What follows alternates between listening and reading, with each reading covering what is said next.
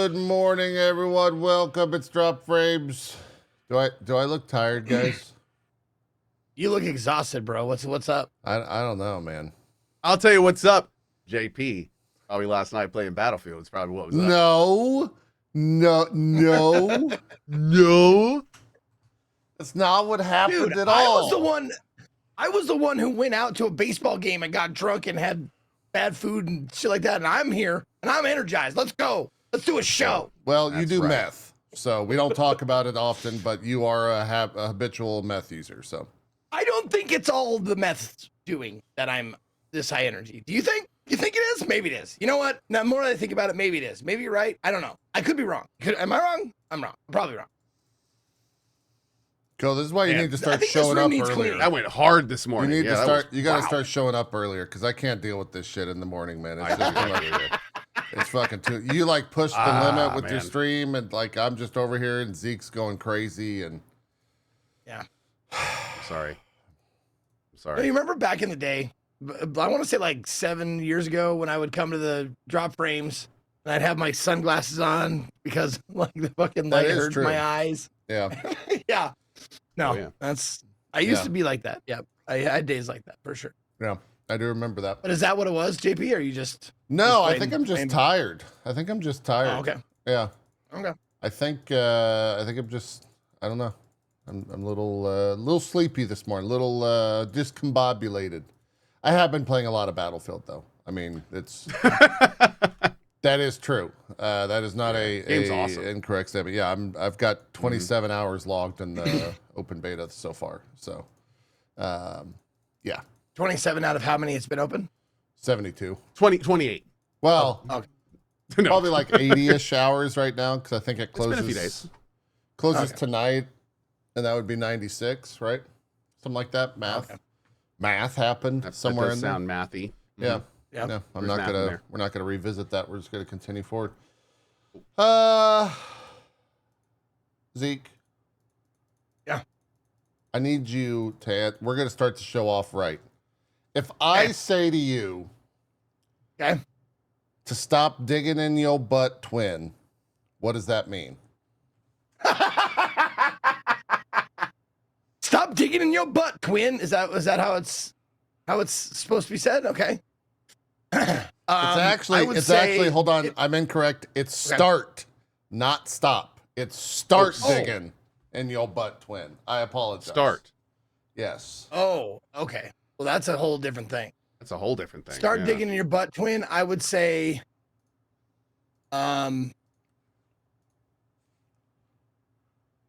get the lead out, like hurry up. Kinda. Yeah, it means lock in. It means like lock the fuck in. Okay. Yeah. Okay. Yeah. I learned that the other day. When you're digging in your ass, ain't nothing else matter, I think is what it is. You're just like, I don't know. No, the whole world is gone and you need to dig in your butt. I don't know. This is I guess Co's kids aren't old enough yet to be talking. Because I have Zoomer friends. Because I was playing Battlefield and one of them went, start digging in your butt, twin, because it was 1-on-4, and I said, excuse me? You want me to what? And then I died, and I had them explain that to me in great detail, because I had no idea what the fuck it meant. So yeah, cool. Yeah, this is my gift to you, Drop Frames audience. This to you? What? Yeah, what was that? Do we know this person who said this to you? No, I don't think you've met. I don't think you've met Faye. Okay. Yeah. Okay. I don't think you've had the pleasure of meeting Zoomer Faye, the VR streamer. Well, not really. The VTuber, I guess now. They don't really stream VR anymore. Anyways, I'm just imparting my knowledge to other old people out there so that you guys can appear. No, really appreciate that. Cool. Thank you. And appeal to the younger audience out there. Because we're all hurt. Absolutely. Everyone, our audience is dying off, guys. Like literally, they're so old that they're starting to die, and we gotta work on that younger audience. You have to diversify. Yeah, diversify. Exactly. No, Zeke, what have you been up to, man? Me and Co have just been living in Battlefield. I feel like I haven't existed outside of the battlefields for a couple days. So tell us what's going on. Do we have flying cars, food in pill form? What's happening? I know. I need to know all the new updates. Yeah.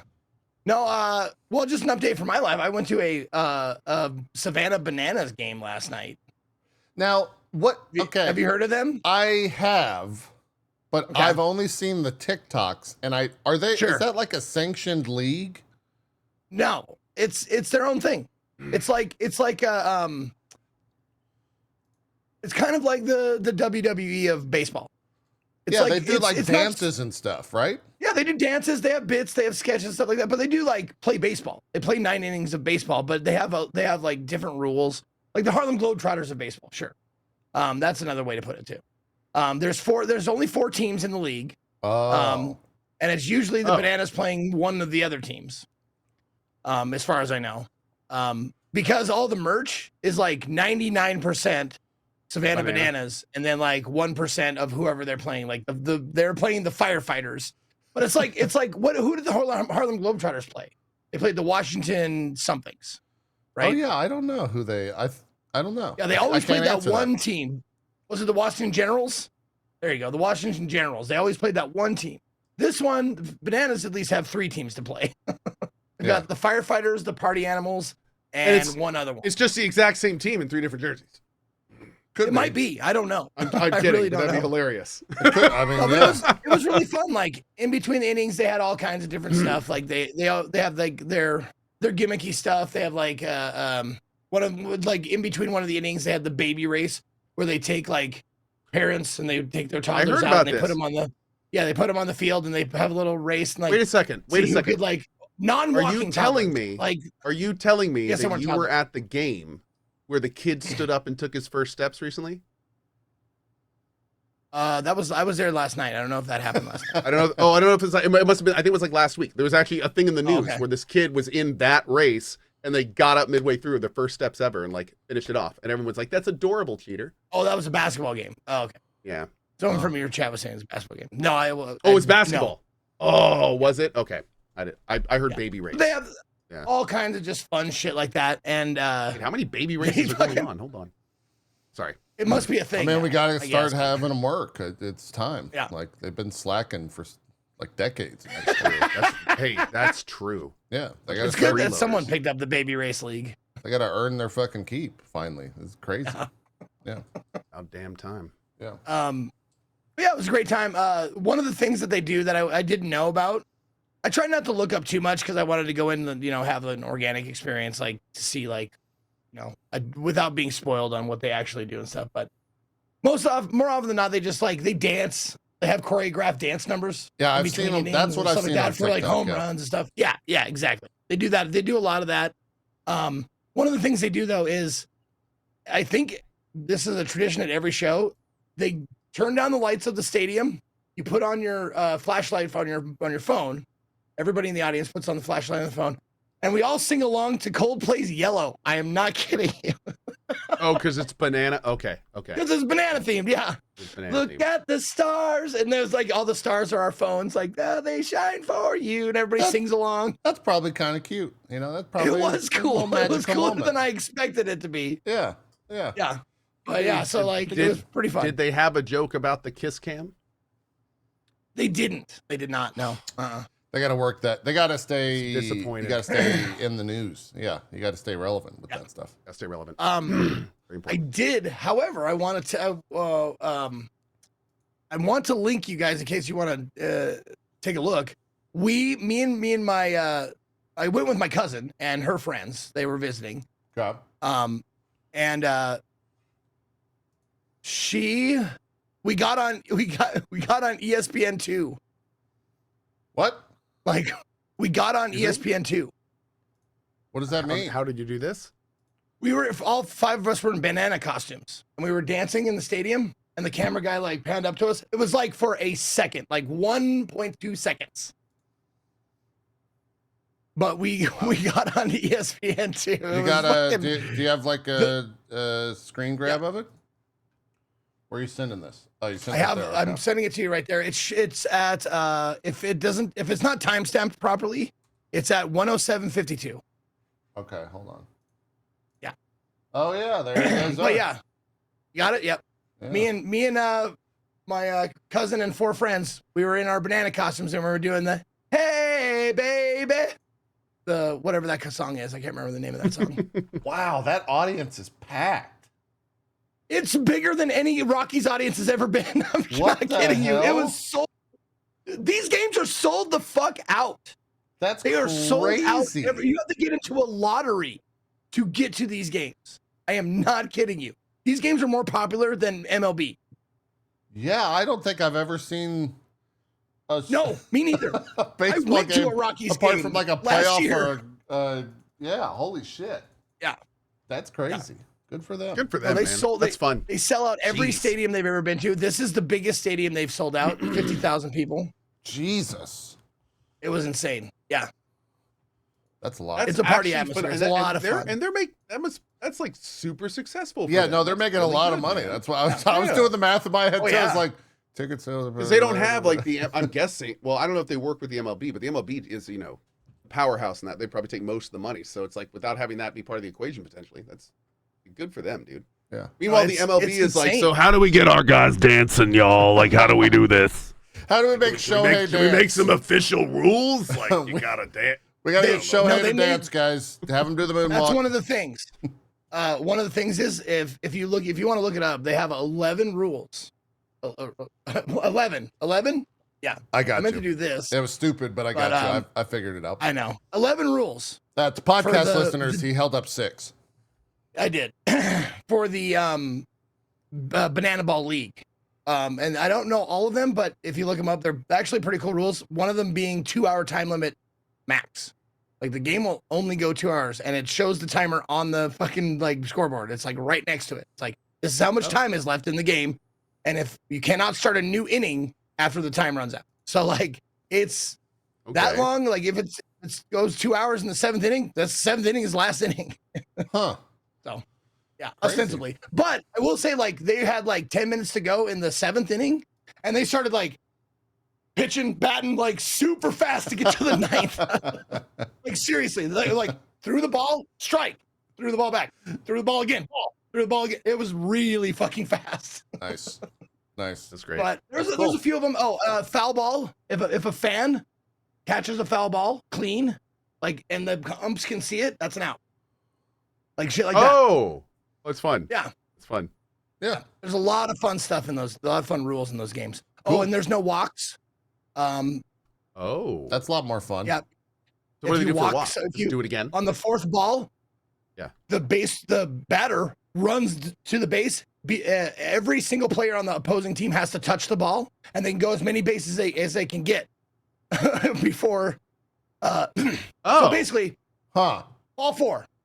The catcher throws to the pitcher. Pitcher throws to the second baseman. Second baseman throws to first baseman. Shortstop. Center field. How do they keep track of like who's touched it and who hasn't? The umpires. They got umps. Damn. They got umps. And you can go like, if you're a fast runner, you get a double on a walk. Yeah, for sure. It's pretty fun. Yeah, the umps dance and everything too. I've seen the TikToks of the umps dancing. Oh yeah, no, they got some moves. I've seen and they do backflips when they catch fly balls, and they do trick shots and all that kind of stuff. Throw between their legs, stuff like that. Yeah, they got one pitcher from the team is on stilts. It's the tallest pitcher in baseball history. He just pitches from stilts. Jeez, that's great. Nice. One of the really cool things though that they do is I wasn't aware of this. For the town they go to, whatever like baseball stadium they go to, they ask former players of like, or current players, I don't know, of the stadium, like Rockies. Yeah. They had 2 Rockies Hall of Famers. I don't remember their names. I don't watch a lot of baseball, but they had 2 Rockies Hall of Famers like come out and guest pitch and guest hit. Nice. It was really cool. And the crowd just went fucking nuts. It was awesome. That's cool.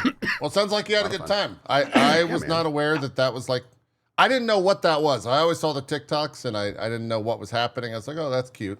And I would just keep scrolling, So good on you for doing the adult thing and looking it up and figuring it out what it is. Or the more even adulter thing than that, and just ask your chat. Hey, chat, what's this thing? Educate me. That's what I do. Maybe. I'm not going to concede on that one. I try not to ask chat if I want like solid info. Yeah. Well, Zeke's chat just trolls him. Yeah. Yeah, they do. Not wrong. I can't trust them as far as I can throw them. Yeah, exactly. Well, let's do a hard pivot over to the gaming news.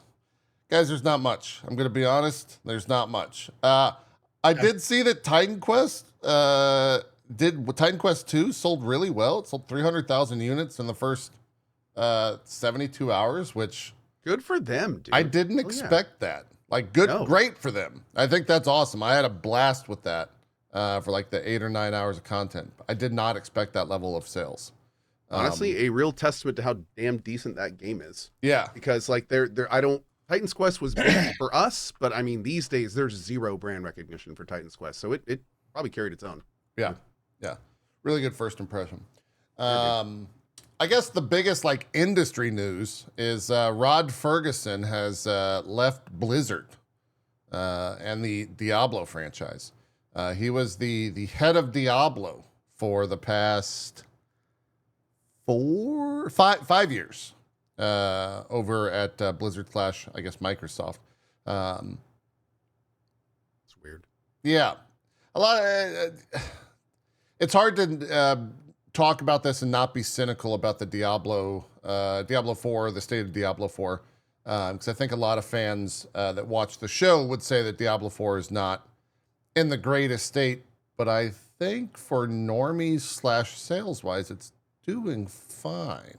Oh yeah, yeah. I think it's. I mean, and Immortal's doing even better. So. Oh yeah, Immortal's probably just like printing money. That's the mobile version of the game.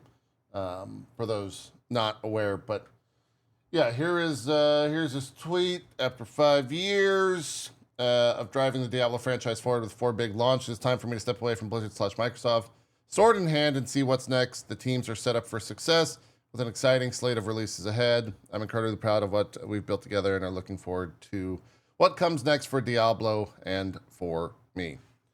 Before this, he was the head of Gears of War, the Gears of War franchise. So he's been around the block. People know him. A bit.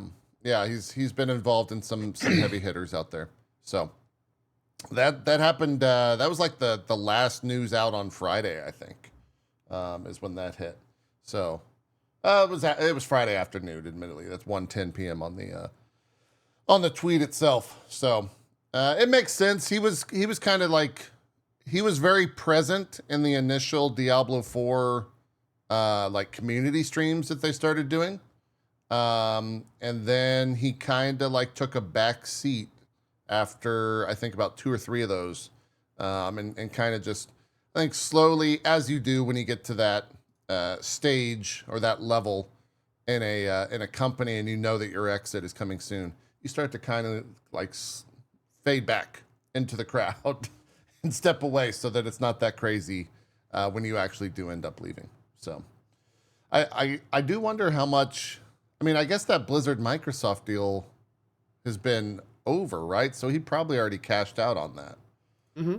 But I mean, with that kind of thing, there can be all sorts of mechanisms or financial machines that take time to appreciate. So true. You may have needed to stay for a period of time or, all sorts of things. Yeah. So yeah, that happened. We got Gamescom in 2 weeks. That's a thing. I think they announced Hollow Knight Silksong is going to be playable there. Yes. Yeah. Silksong demo. Jeff Keighley tweeted it out. Yeah. Going to be there. You can play it, and God, I hope it's good. Same. Oh, I mean, man. is there It's basically like the where Half-Life 3 demo is going to be there, just casually. Who wants to check it out? Yeah. Is there any world where it's not good? Like seriously, like it's there is a world where it is just more of the same. And there is a large Hollow Knight community where that's absolutely fine. That's what they want. There is a large other community where they have created this thing in their head, just like the Half-Life 3 thing, where Silksong 2 has to be Game of the Year because of how long it's been in development. True. If it's not something that's absolutely amazing, if it is more of the same, they're going to be like, why didn't I get this 5 years ago? So that's the biggest issue they have to run into, I think, is being compared to themselves. Okay. Is there any world where it lives up to the hype? Absolutely. It might be the Game of the Year. Absolutely. Yeah. Sure. It might be amazing. So? It could be awesome. Okay. Sure. I mean, it's been in development for a long ass time. We don't know why. Maybe it's 3 times the size of the original. I mean, this is one of those unique situations where they've been really quiet. There hasn't been like a huge amount of drama over the dev team. We haven't had high profile people leave. There's been no massive news announcements about anything taking too much time. It's a weird situation. So we're going to see. Yeah. Yep. No real indicators either way. We'll see with the demo. The demo is going to be the first indicator. So yeah. We got a release date for that, right? Did we? Or no, we got that it's gonna be on. We got proof Xboxes. Of life. Yeah, we got that it's gonna be on Xbox's console. Yeah. Yes. And the release year of 2025. So that is. We got a picture of Silksong holding the day's newspaper, in black and white. That's correct. That was what we got. Yes. Yes, exactly. Wait, you can still find newspapers? Holy shit! You can. Well, they had to print it out, but whatever. Yeah. They found a printer that works, then made it work. Yeah, all that stuff. Yeah, I can't. It's wild that we still are in August, and like the games that have come out this year are the games that have come out this year, and we still have so many heavy hitters to hit, like Silksong. Like Ghost of, not Tsushima, but Ghost of Yotai. Mm-hmm. October is stacked. There's I think by the way, I think Yotai's in the exact same boat. To be honest. Yeah. Silksong. Yep. Yeah. Exact same boat. They got that response too when they showed it. The majority, at least that I saw, might have been the loudest. I don't know if it was the majority, but the loudest responses I saw was like, "Hey, it looks the same. It looks like more Ghost of Tsushima." I saw a lot of why isn't this an expansion? Why isn't this a DLC? Like that kind of stuff. But of course, it's not. I mean, obviously, it's not going to be that whole new region, all new characters, all new thing. But the public stank of that is still hard to wash off, even if it's just absurdly not true. Yeah. Outer Worlds 2 still to come. Arc Raiders still to come. Borderlands 4. Yeah. Mm-hmm. Those are all within a month of each other too. I think that's all October. So it's pretty wild. It's a pretty wild thing. Is Metroid Prime 4 also slated for this year? Chat, you're gonna have to. I know that's showing at Gamescom. Yeah, they pushed back Dying Light the Beast around that time too, didn't they? Yes, I want to say that's early October. Mm-hmm. Yeah. Yet another game. Yeah. There is a lot going down still. So I guess we had a little bit of a moment of respite here in July and early August, and now the fall onslaught is coming. There's gonna be a lot of stuff. What else do we have? I'm sure we'll see a lot of that at Gamescom. But that's 2 weeks, right? Let's see. When is Gamescom, chat? So we're getting close. Dying Light is September 19th. Okay, there you go. Yeah, 2 weeks. 2 weeks for old Gamescom. There was a little bit of a story going around about Bungie, which everyone immediately rolls their eyes or moans and groans. Yeah.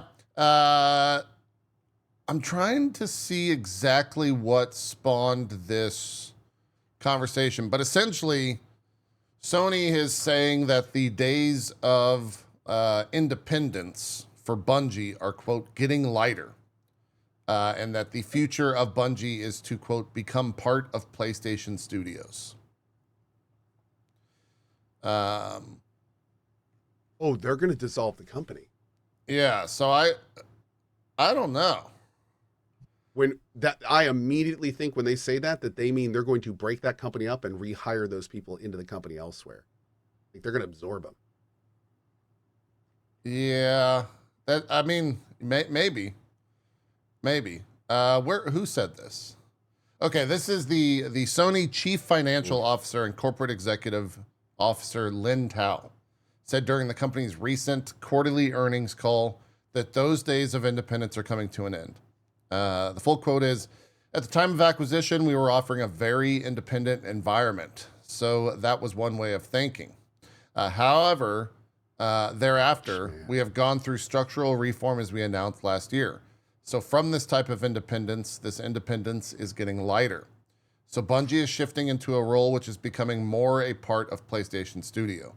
and integration is also proceeding. So in the long term, you could see this as an ongoing process. The direction is to become part of PlayStation Studios. That could not be more like, yeah, so when this started, they said they could do it, but after a while, it turned out they couldn't, so we're not gonna keep doing this. That's literally what they just said in Corpo speak. Yeah. Like, we thought they could do it, turns out they couldn't, so we're just gonna, like, do what we can to not lose as much money as we're gonna. Now it's part of the ship, part of the crew. Part of the ship, part of the crew. Sony's right, though? Dude, Sony. if I was Sony, I'd be furious. Do you know how much money they spent for Bungie just to have Bungie, like, literally shoot themselves in the foot multiple times? Like, yeah. Oh, God. And then to have this happen after Concord? Like, this is a nightmare situation for Sony, man. Their biggest prospects, the things that were supposed to be making them money, are dropping like flies. Yeah. I mean, this is, we got to remember, this is not just lost revenue. This is not just these companies shutting down. On Sony's side, these projects were multi-$100 million, multi-year projections that people's entire careers were based on. Like Concord, that was a 10-year thing. They were walking around with 10 years of numbers selling that project. All gone. So it's like, yeah, this is wild, dude. Was it really that much? Oh, dude, they had entire decades worth. Concord, they put so much money into it because it was supposed to be a golden egg. They put all that money into it because it was supposed to print money. That was the plan. But instead of that, it literally lost every penny of it. So it's like, that's not only the realized loss, or that's not only the actual loss, that's like the realized gains gone too. Like, it's just, ugh, man. It seems to, like, it's so hard to not look at Bungie and not look at the state of Destiny 2 right now and think, like, if they would have ended Destiny 2 a year ago when they finished their big 10-year story and dropped Destiny 3 and restart that thing, like, that seems like a sure. We're not game CEO, but that seems like a sure win.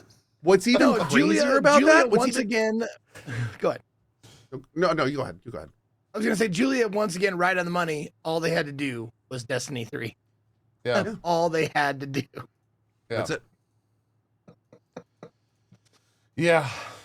And what's even wilder is, like, not only is that all they had to do, they were clearly at least okay at doing it. They had a full player base. Their players wanted that. They were asking for it. It's like you literally had a layup at that point. Like, all you had to do, your player base was like, just give it to us and we'll make you successful. And Bungie was like, no. We're not Destiny 3. We're not going to do that. Destiny 3. We'd rather give you, instead of giving you what you want, we'd rather give you a bunch of other people's art in a rehashed game you've already played 20 times. oh man, yeah, sounds pretty good. I mean, that's the second trend that they chased, right? They chased Concord for a live service, and then they chased the, like, Tarkov style game with Marathon, and that's not even out, but it seems pretty dead in the water. You think you want Destiny 3, but you don't. I didn't even play Destiny 2. I know that Destiny 3 was wanted because of how many Destiny players I heard screaming for it. Yeah. I'm not even a Destiny player, and I knew people wanted Destiny 3. I mean, some people just, they like living in that world. It's like, it's where they want to be. So they want more of it. And it's like, Bungie was just like, no, you don't get more of it. Yeah. So now they're all finding other games instead of being in Destiny 3. No, it's so funny, like, talking about all this, and you know, thinking about all of the things that we think that Sony should have done, and then you shift your focal point over to EA and look at Battlefield 6, and pretty much everything they put in Battlefield 6 was what the community was crying about for a very long time about wanting into a game, and Battlefield did 6 everything. Is like the Destiny 3 that should have been in some ways. Like, it's Battlefield 2042 was them saying, like, we're going to try all this stuff. And all the Battlefield players were like, all that stuff kind of sucks. And they were like, you know what? We hate that stuff. Let's go back to how we did it before. You liked that, didn't you? And the community was like, yes, we do. Thank you. and if Bungie would have done that, oh, would have been so good. Yeah. BF6 is great, man. I was not expecting to like BF6 half as much as I am now. I've already played it more than 2042 by almost getting up close to half or twice as much. And man, I mean, it's just like you said, it's a really solid example of a company saying, you know what, fans, you make the next one. What do you want? You wanted the scoreboard back? Awesome. You wanted classes back? Awesome. You want more immersive sound? Awesome. You want like better, more classic style maps? You want the weapon progression back? Awesome. Like, great. Thank you. And they basically just gave us everything we've been asking for. And now it's pretty great. I've been having a great time with it. Yeah. I cannot wait for this game to come out and play the other maps, man. Yeah. So I didn't know this. My chat informed me yesterday. Next weekend, they're actually adding a new map into the beta. We're getting Brooklyn next week. Yeah, the like Brooklyn, the like New York Brooklyn map, which like I think is going to be. Yeah, there's like I think the bridge is there, and it was at the creator event they did. They just didn't throw it into the open beta yet till next weekend. So it's a very infantry map, which is cool. I think. Oh, dude, someone in chat just said, please, they need to turn off scope glare. I gotta say, me and JP were playing it around last night. There's this one map where just people like to snipe. And I swear, you know those movies where like the camera pans over into the dark and all of a sudden you see all the red eyes open that are looking at the camera? When you look at a mountain, it's like that with the scopes. Like anytime you look at a mountain on this map, it's just like, beep, beep, beep, beep, beep, beep, beep, beep. Just all of a sudden all these little lights light up and then you're dead. Yeah. And then you die. That's what happens. You just look, oh, look at all those. It's really rough. It's really, but it's fine. Like I'm okay. I'm glad that exists.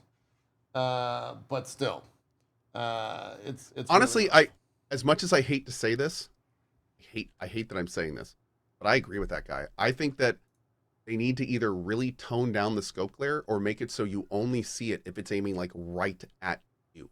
It's like, it's super immersive breaking. It's just kind of dumb to look at the side of a mountain and see like literally 10 plus bright dots. Like that never like I get why you're doing it, but we don't need like that's never honestly, here's what's even funnier. It actually makes it harder because when you have all these different people that you see their scopes of and a lot of them are not aiming at you, then you don't know which one to shoot at to protect yourself. Like you just kind of have to pick one and hope that he's the one shooting at you. I really wish that we could make it so I only want to see the scopes of people that are somewhat close to where I am. That's the only people I care about that are sniping. So I don't know, man. It's a very weird thing. Like well, it's the only game that does it to that degree. It is, yeah. I fear that if we do, like, I agree with what you said where it's in like, if it's looking at the radius, like the slice of the map where you exist, then it shows. But if they go as far as like only when it's targeting you, then I feel like snipers are just in a really rough spot at that point. Well, I mean, but it make like the idea is that the glare would be there if it was, well, I guess like if you think of the math and the angles, it wouldn't make sense anyway. Yeah. But I mean, like it all, I guess the thing that it really depends on is what does EA want the glare to do? Right. Does the glare want it? Do they want the glare to be a oh shit, you're about to be shot at, or do they want it to be a sniper position location system? So right now it's the second, and that makes it very, very difficult to play against them. In fact, it makes it a lot of times not fun because again, when you spawn in and look to the right and there's just 10 scope lights looking at you, it's just like, yes, I'll die then. I have nothing I can do here. I'm like, I don't know who to shoot at. So yeah, I don't know, man. It's I don't like the current system. Yeah, that's all I know. Yeah. It's definitely frustrating. Yeah, you got ran over. All right, I just saw you get run over by a tank. That was fun. Oh, it happens. Classic moments. Yeah, classic moments. Yeah, their Battlefield 6 is definitely, I think, generally favorable amongst like the general audience. I think that there are a couple of issues with it. A lot of people think that it's maybe too Call of Duty-fied and not as Battlefieldy. This is probably the most Battlefieldy map that exists, I think, and maybe one of the maybe like Siege of Cairo, because there's a bunch of tanks. But the other one, they're pretty infantry dominant, I would say. Is there like a quick, easy way to describe the difference between like the feeling of COD and the feeling of Battlefield? Like that you're talking about? It's like the arcadiness almost. Not that like, well, I don't know if that describes it because Battlefield's not necessarily militaristic shooter at all. But like, do you know what a drop shot is? Do you know like jumping and then like sliding and crouching and all that shit is? Do you understand how that works, Zeke? I think I did that in Destiny, yeah, when we were doing PvP. Similar to that. They kind of have like a little bit like that in the current Battlefield where you can like slide around and stuff. And if it plays a little bit faster, like on the pace of Call of Duty, I think that is also there. But generally, I think it's fine right now. Like I'm having a good time personally, but I don't know if that's my wants might not suit the rest of the community when it comes to like time to kill and all that stuff. So you can get in there and die pretty quick. Like it doesn't take much. It doesn't take much at all. A shotgun shot to the chest and you're pretty much done at that point. Oh, especially if it's a slug. Yeah. Those are. Yeah. The noob tube is very, very real. Yeah, without question. And I haven't heard that word in a long time. Noob tube. Still relevant. Yeah. Not since the op. Still relevant. So I think that's maybe the question that I have not had answered yet is the other maps. Are they going to be like bigger in scale? And did they go with this to kind of capture the Call of Duty audience because Call of Duty is not necessarily in the place that Call of Duty wants to be at, the fans want the game to be at. And so they were very quick to flock over to here, which clearly worked because it was an open beta that crossed 500,000 people, which I think is a record for Battlefield and also bested what Call of Duty has done in the past. So they did the right thing there for marketing purposes. I just wonder if the other maps that we haven't seen yet are going to be on the like larger scale, to where you have, multiple helicopters, multiple planes, more than, I guess, 7 cap points. We're going to have to wait till October to see what that is. And that's what I want answered. So I'm still having a great time with it regardless, but I would like a bigger map. So is there a main game mode that most people play, or are there different game modes at all? There's a ton of game modes right now. Most people are playing Conquest. Right? Okay. Yeah, most people are playing Conquest, which is kind of like your classic Battlefield. There's, 6 or 7 points on the map.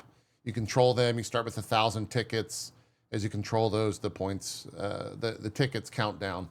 Gotcha. Okay. There's there's Breakthrough. There's Domination. There's King of the Hill. There's Team Deathmatch. There's a bunch of different game modes. And then at launch, they're going to have what they call Portal, which was in 2042, but it's the new Portal is like on the level of like the Halo Foundry or Halo Forge. Is it Forge? Yeah. They showed some of the stuff in their multiplayer reveal that they had like tanks and stuff in the air that was like a jumping map that you could like jump to. It was wild. They had some really crazy wild shit. Let me see if I could find footage of that because it's definitely worth seeing. You'll probably see some cool stuff come out of there as well. Yeah, and then of course they're doing the battle royale mode, which they've hinted at. So I gotta admit, I'm kind of looking forward to that one. I've been playing a lot of Fortnite with my boy recently. Yeah, kind of sliding back into the BRs bit. I'm looking forward to seeing their take on it. Yeah, because I got to admit, if they have a BR that has like a lot of the vehicle stuff in it, like, and they do that well, that could be kind of fun. I don't know. It could be. Could be kind of fun. Yeah. Yeah. Did you ever? Was it Battlefield 1 that had their BR mode? Whichever the only other Battlefield with. I never did the other one. Yeah. It was. I heard they half-assed it. Yeah. I heard it was like, if even. Yeah. Close to. Mm-hmm. Yeah. Where is the Portal footage? Yeah. So like, here's the Portal footage right here, Co. Now it's true. Does Portal have 2142 in some kind of playable state? I think. Kind of. It's got different things in it. So like this, they just built shit in the sky right there. They got tanks and stuff flying. And it's using Godot, which was also another big thing. It uses Godot to edit all this. So could be a lot of fun. I look at that and think back to my time as a kid when I played the Halo maps that were always crazy, and like Halo 3. I had a great time with that stuff. So hopefully that is the same here, because it looks like it could be really cool. Might be hard to make, though. Also looks like the flying a freaking plane through cars rings of cars exploding in the air. Like, it just... There it is. Absolute insanity. Yeah. But all in all, it's a really good time. I would go as far as to say it's open beta right now. It doesn't cost you anything except maybe a PC reboot to turn on secure boot. I don't know why I said it like that, but secure boot. Secure boot. Yeah. In your BIOS, which, you know, it does have kernel level anti-cheat. And they're still cheaters. They're still cheaters. Yeah, which is always the case. But they did say they were very vocal on Twitter. They said they've already banned like 340,000 300,000, yeah. Yeah. A ton. Yeah. Yep. But it's one of those things where there's always going to be ways to cheat in these games. It's just it was astounding in how quickly the cheaters are on top of that shit. Yeah. Like how quickly it just manifested. I mean, dude, like day one, it was just like, here's some cheaters. It's an actual industry. Like, there are people making Mm-hmm. millions of dollars off this stuff. So yeah, they that's what they do. It's their job. Yeah. Yeah. It's been, I personally have not ran into any cheaters yet. I have not, none of my friends have that I know either. So, I mean, it's the thing is like, it'd be really hard to know if you were. I mean, these are 64 player maps. And if any cheater was doing it properly, you know, as long as you're not killing the same person 15 times in a minute, you're not going to know. Yeah, could be the case. And I have definitely played a few rounds. We have played a few rounds with some suspect scores. You know, every so often you can get a big score where it's like, oh, the guy was in a vehicle the whole round. And then it's like, wow, 83-4, huh? Okay. Yeah. Like, nice round, bud. Yeah. Oh, with a sniper rifle, huh? Man, that's yeah, with sniper rifle, that's a little bit hard. I was gonna say, like, I've unfortunately watched Shroud do, you know, 71 rounds. That's true. That's true. Yeah, it does exist. It does exist. I saw Scump pull off like 103 kill round, and just like, Jesus. Yeah. But again, that just makes it even harder to know if someone's actually hacking or not. Right. Because there are people that can pull that kind of stuff. They can do it live. You can watch them do it. So it's like, yeah, that's an issue. Yeah. It's good though. And like you said, a lot of times when you look at those scores, we had a viewer, actually, me and Dat Mods were playing yesterday. We were playing engineers and healing his tank. He had the same tank at the end of the game that he did at the start of the game, and he went 52-0 because we were just spam healing him. So nice. You can do stuff like that to where, you know, you don't have to aim. And so that goes back to what I was originally going to say. If you're at all curious, now's the time to check it out because it's open beta. It's free. You just download the game on Steam. And if you don't have time to play today, it's open again next weekend. And it's... So what were people getting drops for then? I thought that was early access. There was a 48-hour period. They did this really, really weird thing where there was an open beta, but the 2 days before it were a closed early access beta. So what you could do is all the streamers got access to the closed early access beta, and you could watch them for half an hour to then get a code, and then you could play for the next day or two, and then the open beta started. It was confusing. It was weird. Like it worked. It had like 1.5 million. It could have been a lot better. Yeah, could have been so much smoother. Did they break 1 million on Twitch? I want to say they did. I know Tim had like 170,000. Tim had like 100. Yeah. Watching him, and Shroud had 90,000 or so. That's called genius marketing. No. It's the idea was great. We're talking about the implementation.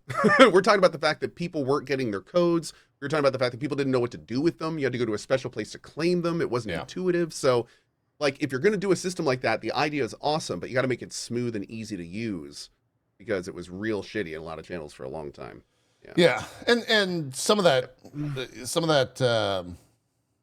some of the problem could fall on Twitch there, right? And Twitch's, implementation of getting those codes out could have buckled under the pressure of 1 million plus people trying to get early access because they watched X streamer check it out and we're like, oh, I want to play this. But now that you don't have to worry about any of that, you can just jump in, you just download it.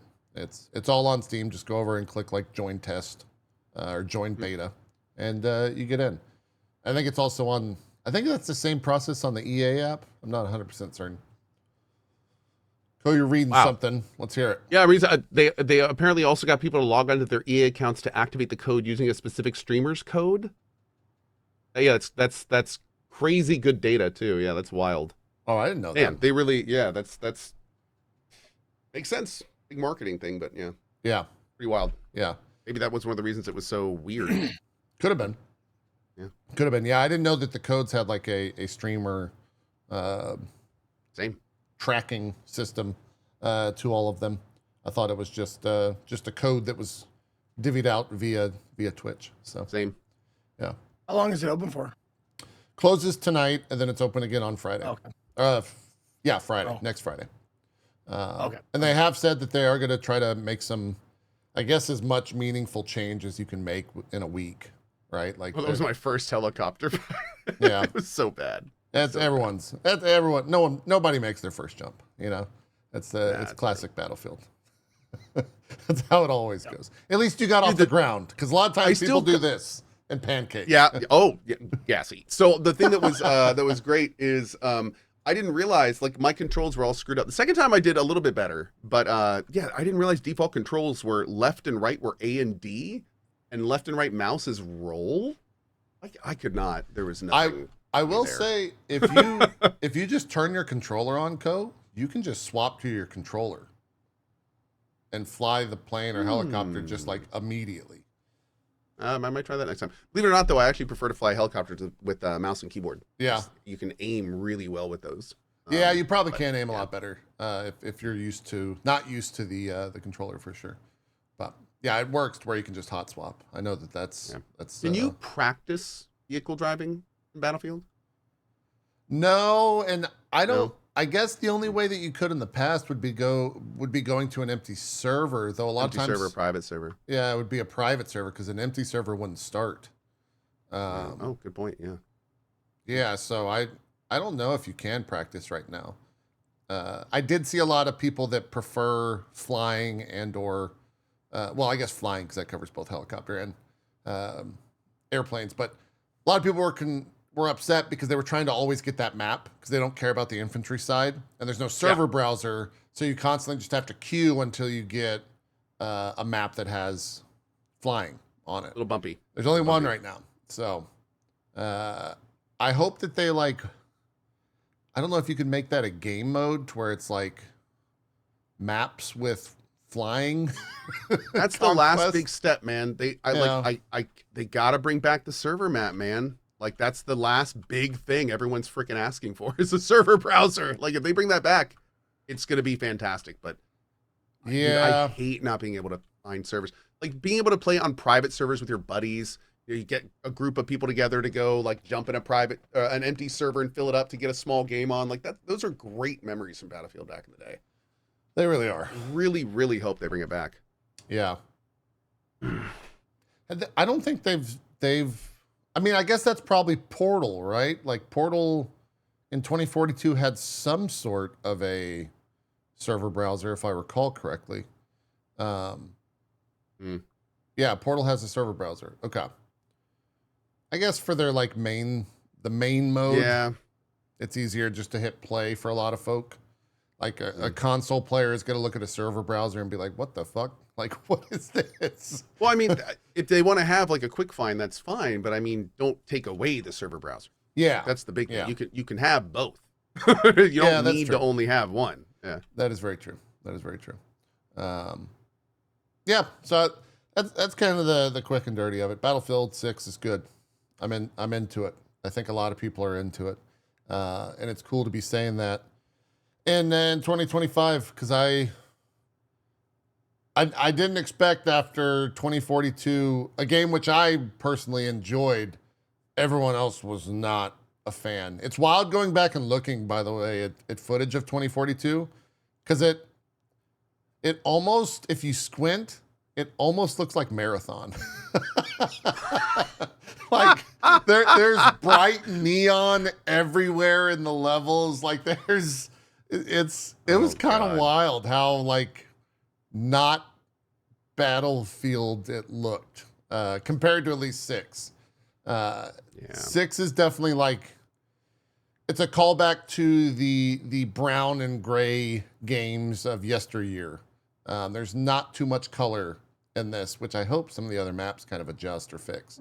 I would love to see a like a foresty map, but yes, I don't know. Brooklyn will be interesting.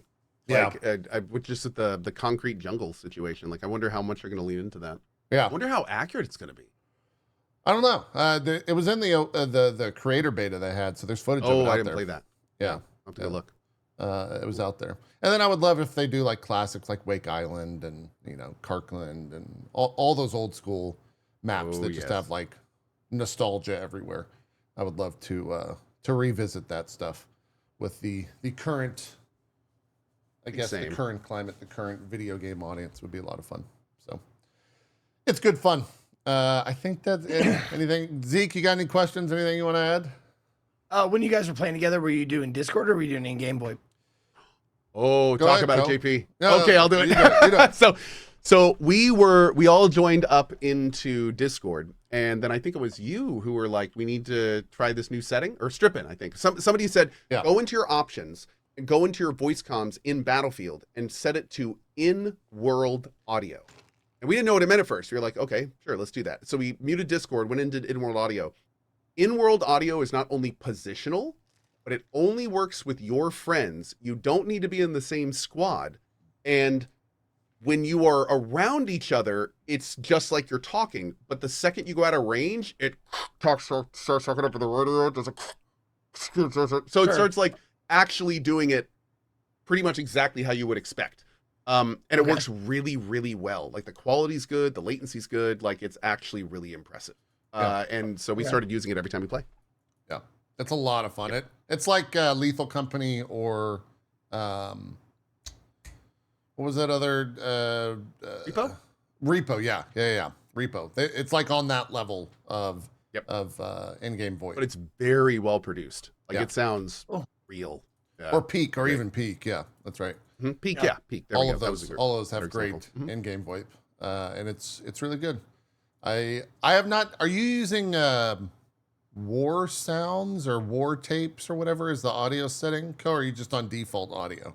I think I'm on default. Okay, I haven't checked out like I think it's war tapes. I think it's supposed to be more like you're in the actual in an actual battlefield. I have not turned it on. Idea.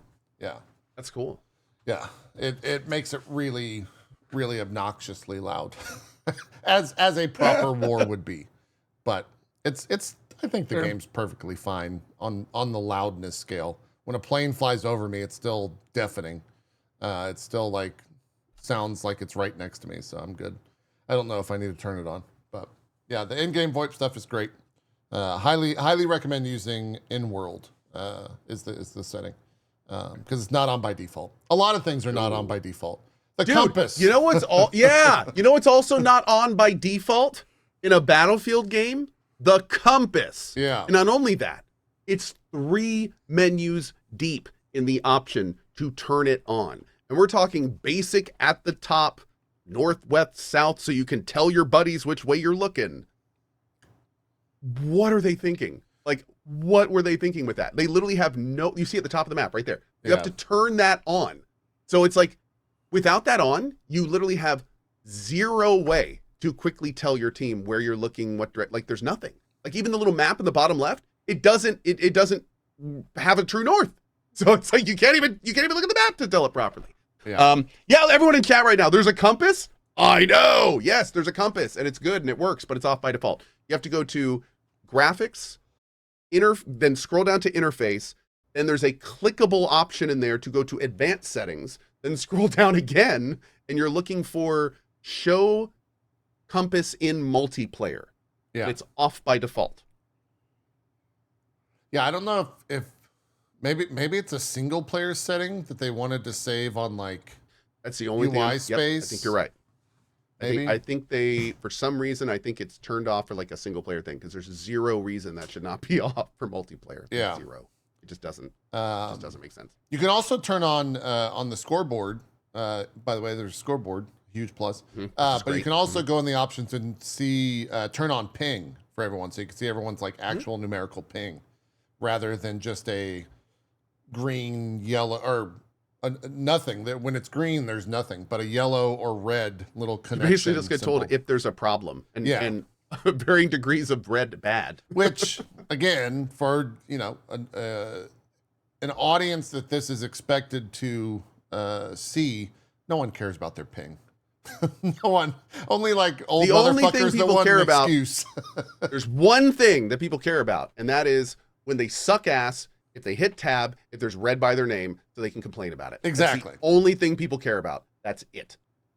Or if the person they're shooting at has that too, so they can use that excuse as well. Ingoing or outgoing. Exactly. Exactly. Destructibility is great. We didn't really talk about that. Man, a lot of things. Destructibility in this game is some of the best I've seen in any game. Like, there have been so many times when I have been in a building, like shooting out at somebody, and then a tank will shoot the building I'm in, and it won't just, dust effect and then a destroyed building. It will slowly start crumbling in front of you as pieces start chunking down. And then like the side will fall, and then another large chunk, and then the whole thing falls. It is incredibly immersive destruction. Yeah. And I dropped my jaw in it multiple times. Just like you're like, oh shit, like this building, like, and then you die. So, but it's great. It's really, really well done. Yeah, I'm a huge plus fan. The sound. The sounds in this game are incredible. They are very, very well done. Constant state of auditory jaw drop, especially when you're running like down the middle of a firefight. You're hearing tanks going off on one side, the whole right side is full of machine gun fire. You're hearing the snipers from far away pinging your team. A helicopter goes over your head. It's a lot. Yeah, it can be in a good way. Overwhelming as well. Like you can. Yeah. Oh, at times you could just be like, I don't know what's happening, and then you explode. Yep. Or you just sprint and hope and pray. Like I need to get somewhere that's not here. Yeah. Exactly. Fight or flight, engage. Exactly. Yeah. I have actually died by ceiling. I've died by a building crashing on me multiple times because a tank shot it or something like that. Oh yeah. And I've also done the inverse of that. Where you roll up on a point and someone that's in like the gunner of your tank will be like, hey, you need to open up that building on the left because there's people in there. And then I just shoot a rocket and like the side of the building falls off and all the fucking snipers that are in there get caught with their pants down and just get obliterated by the entire team, like peppering the building. Yeah. That stuff is really, really fun when it happens because you feel like you made like a big impact without even killing anything. You just took the side off of a building. And so now the snipers can't like hide in there in the little windows. So it's good stuff. And everyone can do that as well. It's not just tanks. You can throw like C4 at it. You can shoot a grenade at it. There's different ways to like blow that up. Man, it almost felt sometimes like it was too easy to kill vehicles. Like I gotta admit, there's a lot of toys this time. You have a lot of options. Yeah. Yeah. If you get enough engineers on especially. Yeah, if you get enough engineers on a tank, you can kind of keep it alive through a lot. That's true. But the other thing is if you get enough C4 and you throw like 4 C4 onto a tank and you're able to detonate it, it's pretty effective. Like it'll go 100 to 0 pretty quickly. So yeah, seems like the balance is almost there when it comes to like tank versus infantry and all that stuff. I guess the other thing too, chat's quick to point out, we don't have drones yet. There's a lot of stuff that's like not in the game. That could be pretty impactful. A big deal. Yeah. That could be a very big deal. They said, I don't know how many guns we have access to right now, but they said there's 40 plus guns. All those guns have unlocks. Each and those class, unlocks are huge. Yeah. Oh, they're my lord! Like ammo types can completely change how a gun works, and then the attachments can put it on can turn a like recoil mess into a laser. Like it is awesome. Like getting it. It's been a long time since I played a Battlefield where I would get an unlock and immediately want to go see what it did. This is that game. And the reason they do that, and I really love this, is because of the item deficit system. Where like every upgrade is worth an amount, and you always have more upgrades than you can afford. So you have to kind of piece and almost like Tetris them in to make sure it fits. But it's it's a great system. Yeah, I really like it. It made unlocking feel real good. They said 54 weapons at launch is what they're going to have, which there's maybe 10 right now in the game, like, or maybe 12 in the game. So there's not a lot. There's like, I think there's like 7 or 8 weapon types. The most has 3 or 4, and some of them have 1. Yeah. Like I think there's 1 sniper rifle right now, 1 shotgun right now. Yeah. So yeah, that's gonna be nutty, man. And then the other thing too is each of the 4 classes is gonna have 2 to 3 abilities, where right now they only have 1. Yeah. So I want to see what those are as well. Those could be, which is great. Great. Because honestly, I don't use those at all. Really? So like they're so not good. Really. I never am. I don't think I ever remember them when I have them to use them. Dude, they're like I get them so game-breakingly infrequently. good. Really? Which one do you use the most? Well, you only play support, right? The medic one is insane. If you pop the medic one, it's like a free 1,000 points, because it just like what is it? It supports. It's basically like dropping an ammo crate for like a giant radius around you. And so if you're running up and like taking a point and you hit 6, it just like immediately starts. You become a mobile like refill beacon. I think is what it's called. Okay, that one actually sounds great. I think I was playing one of them where I remember looking at it and just being like, I'm not going to use that at all. The recon one is UAV that follows you, which is insane. That's a really good one. Yeah, like that's wait. What's really the engineer good. One? That one heals faster. So if you're healing, it like makes your thermite. I think that's better. the one I did, because I wasn't really healing at the time. I just blowing things up, and I was like, I'm never going to use that. I'm not really healing anyone. That probably just means I'm a bad engineer, though. Well, if you're healing a tank, it's really, really strong. It's like 2 to 3 times faster.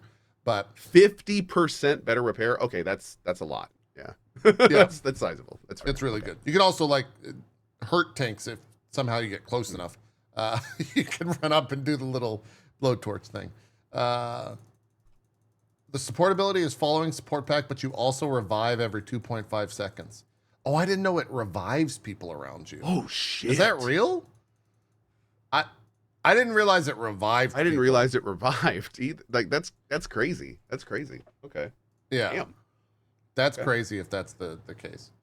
Oh, your revive is faster. I got it. Okay. Oh, that makes more sense. Yeah. AoE revive would be kind of nutty. That would be really broken. Yeah. Yeah. I guess he's talking about the full health charge in that case. Mm-hmm. Yeah.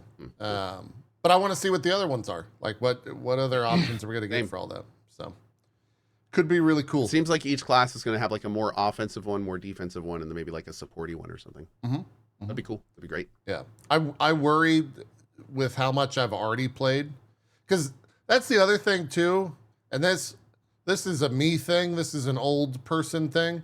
After I put in like a 9 or 10 hour session of Battlefield, I come out of there, my brain's just like, hey guys, I'm going to go stare at the ceiling for a bit. Well, here's the thing though. It's important to remember. It's one thing to, play 8 hours of like, a grinding game or something. It's another thing to play 8 hours of a game that you are directly connected to, 100% engaged in for that long amount of time. Yeah. That's a very different experience for the old noggin. Yeah. It doesn't seem like Battlefield has a lot of downtime where you like get a chance to relax. No, and the loading's pretty short and the respawn's pretty forgiving. So you're in combat a lot in Battlefield. Yeah. Even more if you're good. Yeah. Like I laughed because a viewer the other day said that they were watching Shroud play, and they actually got motion sickness because of how fast he's like whipping around and shooting things. And I was like, that seems kind of silly. I went and like watched him play last night, and I was like, I don't like watching this. It's too fast. I can't. I don't like how fast he's aiming. It's pissing me off, and it's making me sick. Double whammy. Yeah. I'm jealous and mad. Yeah. Dang it. Because like a perfect example is the footage we're seeing right here, like Ko's aiming down sights and like holding corners. Shroud like jumps in and then he's like Max Payne. He somehow enters into his slow mode and just starts targeting people before they can even realize he's there. And it's insane watching someone like that play compared to like someone like myself or Strippin or Co. It's just absolutely wild. But the nice thing is that we can all still have fun in the same game. I think that's the most important thing. That it has enough variety in the game that everyone of varying skill levels can have fun and partake. So I think you should definitely check it out, Zeke. If you're down to play, we can do something next week. Yeah, man, I'd love to. Or even at launch. Two things I wanted to bring up. One, I heard there's a melee class now, I guess, because Eric showed it off. Yeah, I did a couple defib only runs as well. Yeah. You kind of have to be on point. It's not like you run in and just like start meleeing. It's more that you're playing like, I liken it to almost playing Quake, to where you're like bunny hopping because you move faster when you have a knife or a defib out. Move faster than you would if you have a gun out. And so you walk into these situations and you're just like bunny hopping through the place, just like one-shotting, paddling people. And they don't really have necessarily the reaction speed to like take you out. So there is a quote melee class, but it's not. I don't know if it would be something that would be of your style of gameplay. Right. Yeah. Yeah. No, I just thought that was kind of cool that you could do that. That is a viable option to get kills, is to whip out a defib. There is, and they don't have it in the beta, but they showed it in the footage. There is a sledgehammer that I think maybe I don't know who gets it. Maybe Assault makes sense. I guess Assault, yeah. Assault or maybe Engineer. So you will have a sledgehammer, Zeke, to where you can just like take the floor of a building out. And I would assume also melee people. So no, I saw that you can actually knife people. Yes. Like if you get up close or something? Yeah. If you get behind them, it'll Not only that, if you knife somebody from behind, you take their dog tags and then you get to put them in your private collection. Yes. Yeah. Oh, okay. Mm-hmm. Yeah. Oh, yes. The sledgehammer's got to at least be if the sledgehammer's not a one shot, then they're kind of fucking up. Like, there's no way that you can just do this with the sledgehammer like super fast. It's got to be like a big swing that is enough to just take someone out. I don't know. We'll see. I don't think it was in the creator beta they had, so we'll have to wait for full release with that one. Yeah. We'll have to see. I did have one more question. Yeah. And this is for anybody who's played the Battlefield beta. Can love bloom on the battlefield? It can, but mostly that's from wounds in the chest. Okay. Just curious. Great Mostly question. no. Good question. Thank you. Good question. Can love bloom on the battlefield? I think it can. I think Pretty sure. Yeah. I think it can. No, I mean, is there any way that I could would I have fun with this game? Is there a class for me? This is a game that if you were to play by yourself, you would probably not have that much fun. I would hate it. Yeah. But this is a game where, as a framework for playing with like me, JP, and Strippin, we would tank squad it up, be laughing the whole time, throw you in the turret of a tank, so all you have to do is shoot stuff, and then just run around and blow shit up. So it'd be really fun. There would be no reason for you needing to do well, and it's definitely a fun with friends game, no question. Yeah. Okay. Yeah. It's well, I'll think about it. The fun with friends component is incredibly strong with this. Yep. Grabbing 3 folks and using that in-game VoIP tool and just running around. I had just fits of laughter still even last night, where things would happen and I would like be grasping at my chest because I was laughing so fucking hard and I couldn't focus on playing. Just so many awesome moments happen. I hate the term's like overused now, but there's so many Battlefield moments that happen to where you can't help but just to start like laughing hysterically because some absolute absurdity of events is unfolding in front of you. My personal favorite at this moment, at least the one that comes to mind first, Strippin was in a Humvee and he pulled up to a corner in front of me and I was behind him, and I saw him in the Humvee, and he swapped to the gunner, and the Humvee started slowly backing up because there was no driver. And then when that happened, people came around the corner, but he didn't have a shot because the Humvee was backing up. And then he died, and he raged, and I was like, dude, I watched that whole thing unfold. You should have just stayed, or just like turn the fucking tank, or just like make it so you don't move. How about you should have done literally anything else, anything besides what you did. Yeah, would have been good. There's another moment where like I'm in the corner needing a res, and I don't know if Ko was playing with this. It might have been someone else, but Strippin comes like running across the field and jumps, but misjudges the jump distance, so lands about 3 feet from where he could have been on top of me in the corner, lands right in front of me and just gets immediately headshot and misses the res. Oh, okay. And I'm just like, for me, I have crazy. to say, I was just thinking like, do I have any of those moments? Yes, we were playing with this guy named Joe Fudge. Yeah, Joe. And he was not only just really funny, but he was like trying to do some challenge runs. And I kid you not, there was a stretch over a 15-minute period where no less than 10 times Joe would say anything stating that things were going well for him and then instantly die. And I mean, by the 5th time, I was picking up on it. By the 7th time, I started chuckling. By the 10th time, I was like, okay. Like, I was having trouble breathing. But like the last time, the very last time it happened, I'm dead in the bottom of this little pit. And he just dives in and he's like, I got you, Ko, don't worry. And the second he like landed in front of me, this grenade just goes ding, ding, ding, ding, ding, and rolls next to his head. And he just goes, man, and just because we all knew it was coming. Oh god, it was so good. But yeah, like stuff like that, man. It's you can't get those can't get other games just don't craft those moments. It's good. Yeah. One of the reasons I love Battlefield. It's one of the reasons I've liked it for 20 years. Yeah. It's fun when it works so well. I love it so much. For sure. It only happens in games like this. Never really happens in COD for me. COD has always been like a sweat fest type arcade shooter. Here's the moment that I was talking about where it slowly rolls back and he loses his shot, and I'm just like dying laughing behind him. And then the guy comes around the corner and just gets destroyed. Strippin gets frustrated with the game because we all play and we're like top of the scoreboard, and he's never there on the point when it captures, and so you miss like 1,000 points every time that happens. Oh god, yeah. And so he's always like lower on the scoreboard. He's like, I suck at this game so fucking much. It's like, no, man, just get on the point.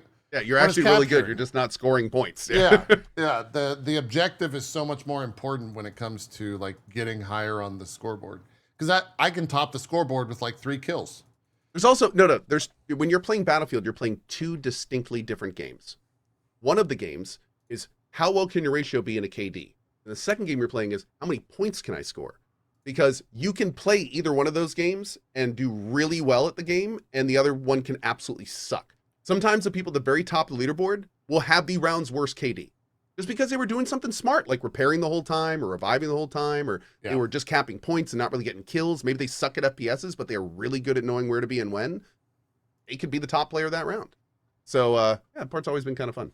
Yeah, I like that about it. Yeah, and that's where I think you'd be able to find those points, Zeke, where you don't need to aim.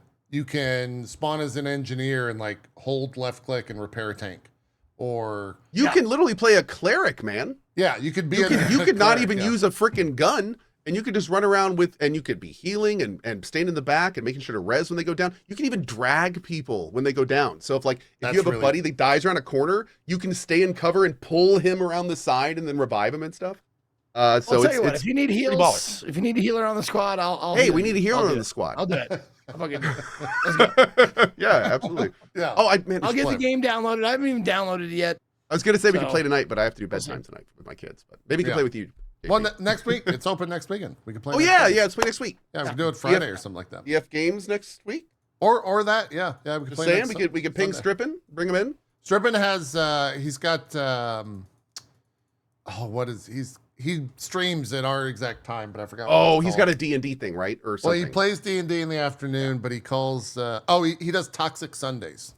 They do a thing called Toxic Sundays. Is that League of Legends? Nope, it's him and 3 of his buddies playing like different friend. That's cool. Friend slop games, but they're all just incredibly toxic to one another. So. That sounds awful. Yeah, it's good. Toxic Sunday. It's good. I like it. It's fun. But we played with mods. That was awesome. That mods is there. Joe was absolutely. Anthony, yeah.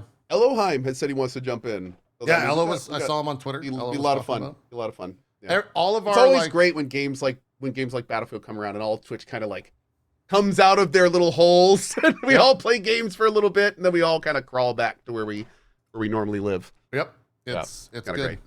All the old heads are playing it, Zeke. You'd be within a company that you know. Anthony posted a screenshot yesterday and he's like, a good example of an OG squad. It was like me, him, Strippin, and JP. And it's like, this is a squad we could have made 10 years ago. Yeah. If you combine all of our ages, we're over 200 as well. So it counts. We're all, we are the OG squad. Oh, Sacriel. Yeah, somebody said you should bite Sacriel. Absolutely. We were playing with him. Yeah, dude's awesome. Oh, yeah. I haven't gotten a chance to play with Sacriel yet. I played with a little bit. He is, get ready for this, really good at the game. Wow. Shocker. I know. Thought? Shocker. Crazy. Who would have thought? I never would have. Crazy. That's whew. Never knew. No, I don't want to play with Lyric. I don't need to be shown up by some defib kill streaker. No, thanks. Excuse you, that's defib man. That's okay. Defib man. It's not even. We've all seen the clip. It's defib man. All seen the clip. Yeah, yeah, that's defib man. He's out there. Some say you could still hear the paddles charging. Lover says, I wish I had middle-aged esports leagues. Dude, are you ready for this? It's hilarious you say that. No. I was reading I don't remember who it was, but there's an esports thing, I think in Korea or something. Just like you have weight classes for boxing, they're going to do age classes for esports. So they're actually going to have like between 30 and 45, 45 and 60, 20 and 30. So like you will have a league. You'll only be playing versus other people of that age. That is actually awesome. I would watch that. I would love to see 45-year-olds versus 45-year-olds to see if like they can still do it. Like that'd be entertaining, dude. Are they going to be like former pros though? Because that would be I don't know. Like in a lot of circles, Shroud would be considered old, but we're not in the same. Like if you put us together with Shroud, we're not even in the same. Weight class. I don't even know how to describe that. Yeah. You're not even playing the same fucking game. We really aren't. No, we're not. We really are not. Yeah, we're not at all. No. So we'll see how that goes. We'll see if that's just like former pros or whatever. But I didn't know that was a thing. That's cool. I hope it will become big. Yeah. That's Battlefield 6. Zeke, you should play with us. Whether it's next Sunday or sometime next weekend. We could even do Friday or we could even do Sunday. Friday we could play with Stripper. Just get it on Steam. Yeah, you got it. Yeah, you just download it right up. Yep. It's worth it. We're gonna get Zeke to play Battlefield. I'm excited now. This is great. What if he likes it? What if? I know, right? I was just thinking that. I won't. Don't worry, I won't. Well, at least you're going in with a good headspace. I'm gonna love this and start playing this regularly. Thus begins the Battlefield arc for Ezekiel. That's right. He's into it. He's gonna go get like a full ghillie suit and be cosplaying on day one. Yes. Yeah. I saw it. Man. You see him coming. He's got a blown out cigar and one of those big like Full Metal Jacket helmets. He's like, so I'm gonna be driving the tank today. Need you guys to back, listen up, keep those ears open. Yep. I saw the TikToks, of course, are out in full bloom for Battlefield. Someone had a full like fighter pilot helmet on, even with the hose, the oxygen mask, and they only do flying on that one map, and they're just gods at it. So you're gonna get a lot of that as well, which it pleases me. I'm excited to see that type of stuff. So that is Battlefield. It's worth it. Go check it out. It's open beta. Closes tonight at I think 1 p.m. PST or 1 a.m. PST, and then opens again next Thursday. I think at the same time. Friday morning at the same time. What else is going on in the world of news? Had some we had a financial report come out about the Square Enix MMO division. aka Final Fantasy 14 and Dragon Quest X. Not great. Really is the doomers are out in the Final Fantasy community. Now hold on. Is this a not great as in everything Square says is not like that's disappointing? Everything they've ever okay, not like that. Okay. No, that's yeah. I mean, Final Fantasy 14 is starting to show its age. I mean, it has been for a while. A little bit. And like it's only going to be able to go on for so long. Like it can't go on forever. And I think that they're kind of getting Destiny a little bit right now. A lot of people I think are ready for what's next. And a lot of people are kind of like, can you please stop just working on this and give us like the next version of this? So yeah, there's becoming a more and more vocal minority from what I've seen. I would say there's definitely becoming more and more a vocal minority, and I think it's people are done with the current expansion. Dawn Trail 7.3 just came out this past week, which I actually heard was probably the best story aspect of the game. But they're one to know what's next. They're one to know what like 8.0 is, and they were just like wanting more content. It's also coming down off that like honeymoon period that happened around COVID, where WoW was in its slump. Right, if you think of like the wave, they were in a big slump over in World of Warcraft land. So you had a ton of people coming over and checking out Final Fantasy, and that's when they like peaked during the Shadowbringer Endwalker era. And now a lot of those people are like experiencing the reboot of the story, kind of like what Ko was just saying, where they had the big finale of their first arc, and now they're ramping up the second one, or at least getting it started. But yeah, the story about all of that was the financial report came out of the Square Enix MMO division, and the MMO gross sales have decreased by 2.9 billion yen, or 23%, and operational profits are down 45% over year. So this is a 45% drop in operational profits compared to last year. So definitely not a great spot for, I think the community as a whole, given where the community's mindset is, to be hit with this news where it's like, oh fuck, they actually aren't doing great. So, I'm hoping that that more money comes their way. Did they both just disconnect, or are they being really still? Oh, my internet went down. Oh. Well, it's coming back up. I thought that they were just both being super still. That's so weird. Let me, we're still recording, so I'm going to put this VOD up, but let me see if I can fix this real quick, chat. Let's do this. I thought that this was a classic case of them just taking forever to show back up. Did I just drop internet completely? Do. We're collecting results. Stand by.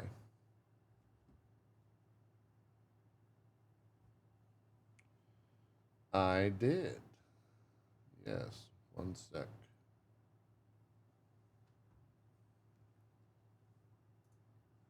Let's see if it pulls me back in.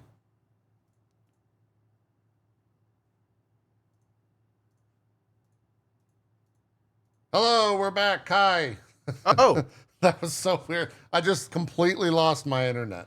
We're not live yet on Twitch, but we're coming back. Okay. What are we live on? The recording, the local recording. Oh, cool. Okay. For yeah, our YouTube. cameras are still frozen, as I'm sure you noticed. Yeah. They're adjusting. They'll fix in due time, maybe. There it goes. Cool. Perfect.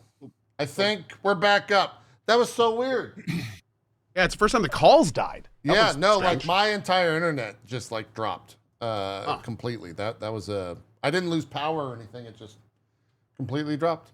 And the funny part is, when I was talking about Final Fantasy, VOD watchers just experienced this, but you guys did not. I just kept talking because it looked like you guys were just very interested in what I was saying. Yeah. And then I was like, oh, well, it's Final Fantasy. They don't really have anything to add. They're not like interjecting. So I just kept talking. And I was like, wait a minute. I think they're both. Wait a second, they're way too interested in this. Yeah, I think they're both. Are they still listening? And I looked over and it was like, oh shit. Okay, we disconnected. But yeah, I think we're all back up on all the channels. I'll get confirmation from Barry here in just a sec. But still offline on mine. Okay.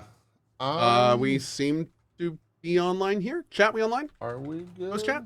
Hi. I think you need to boot it up. Oh, no. Mine's not up. Oh, okay. No, I don't see your feed. Here, No. I'm going to hit this. Hey, my chat. I'll be right back. There we go. That was weird. That's very weird. Yeah. The local recording's still good. So looks like we're coming back online now. Great. Okay. Where did I cut off for you guys? Well, that about ends our Final Fantasy talk, and we're moving on to the next game. Hey, I'm for it. Everybody's back. That's what I heard. No, I'm just kidding. Anything else you want to cover? Like anything? What, did you guys hear the numbers? Did you hear the numbers? No, we did not hear any numbers. That's where I read, and then I just started talking for like 2 minutes and realized you guys were all completely still. MMO gross sales have decreased by 23% for the game year over year.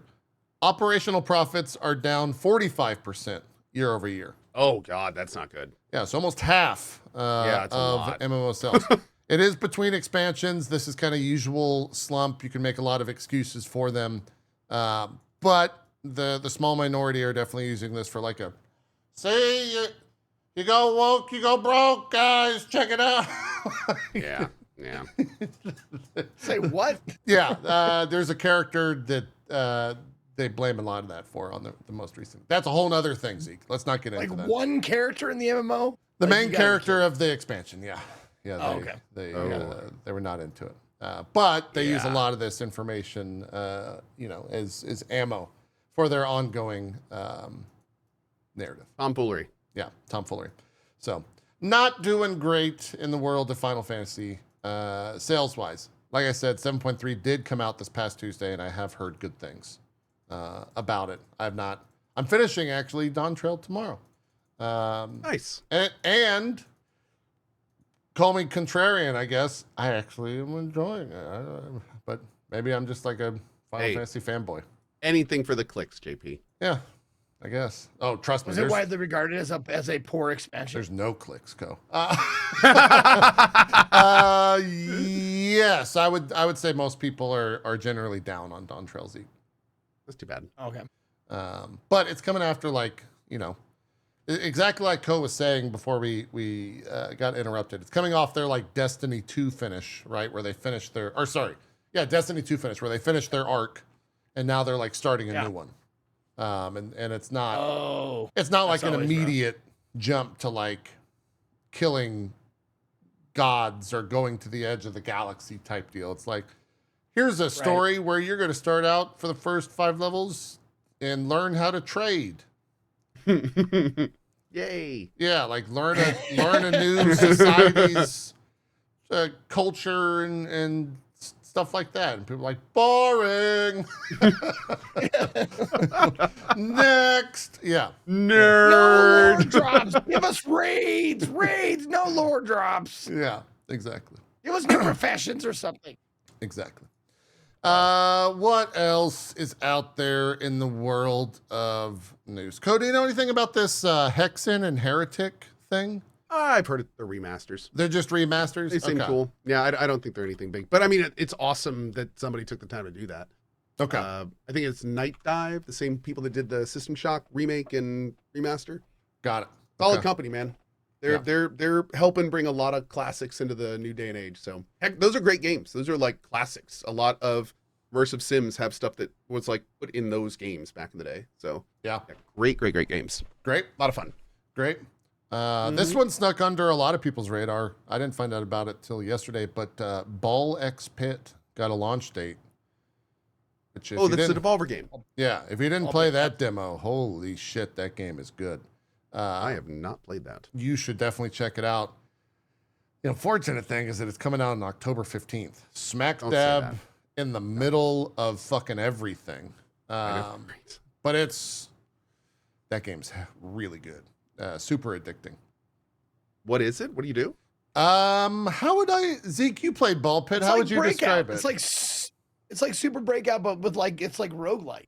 It's like really like descending blocks of enemies or whatever descend on you, and you get all these balls that you shoot up at them, and they bounce all around.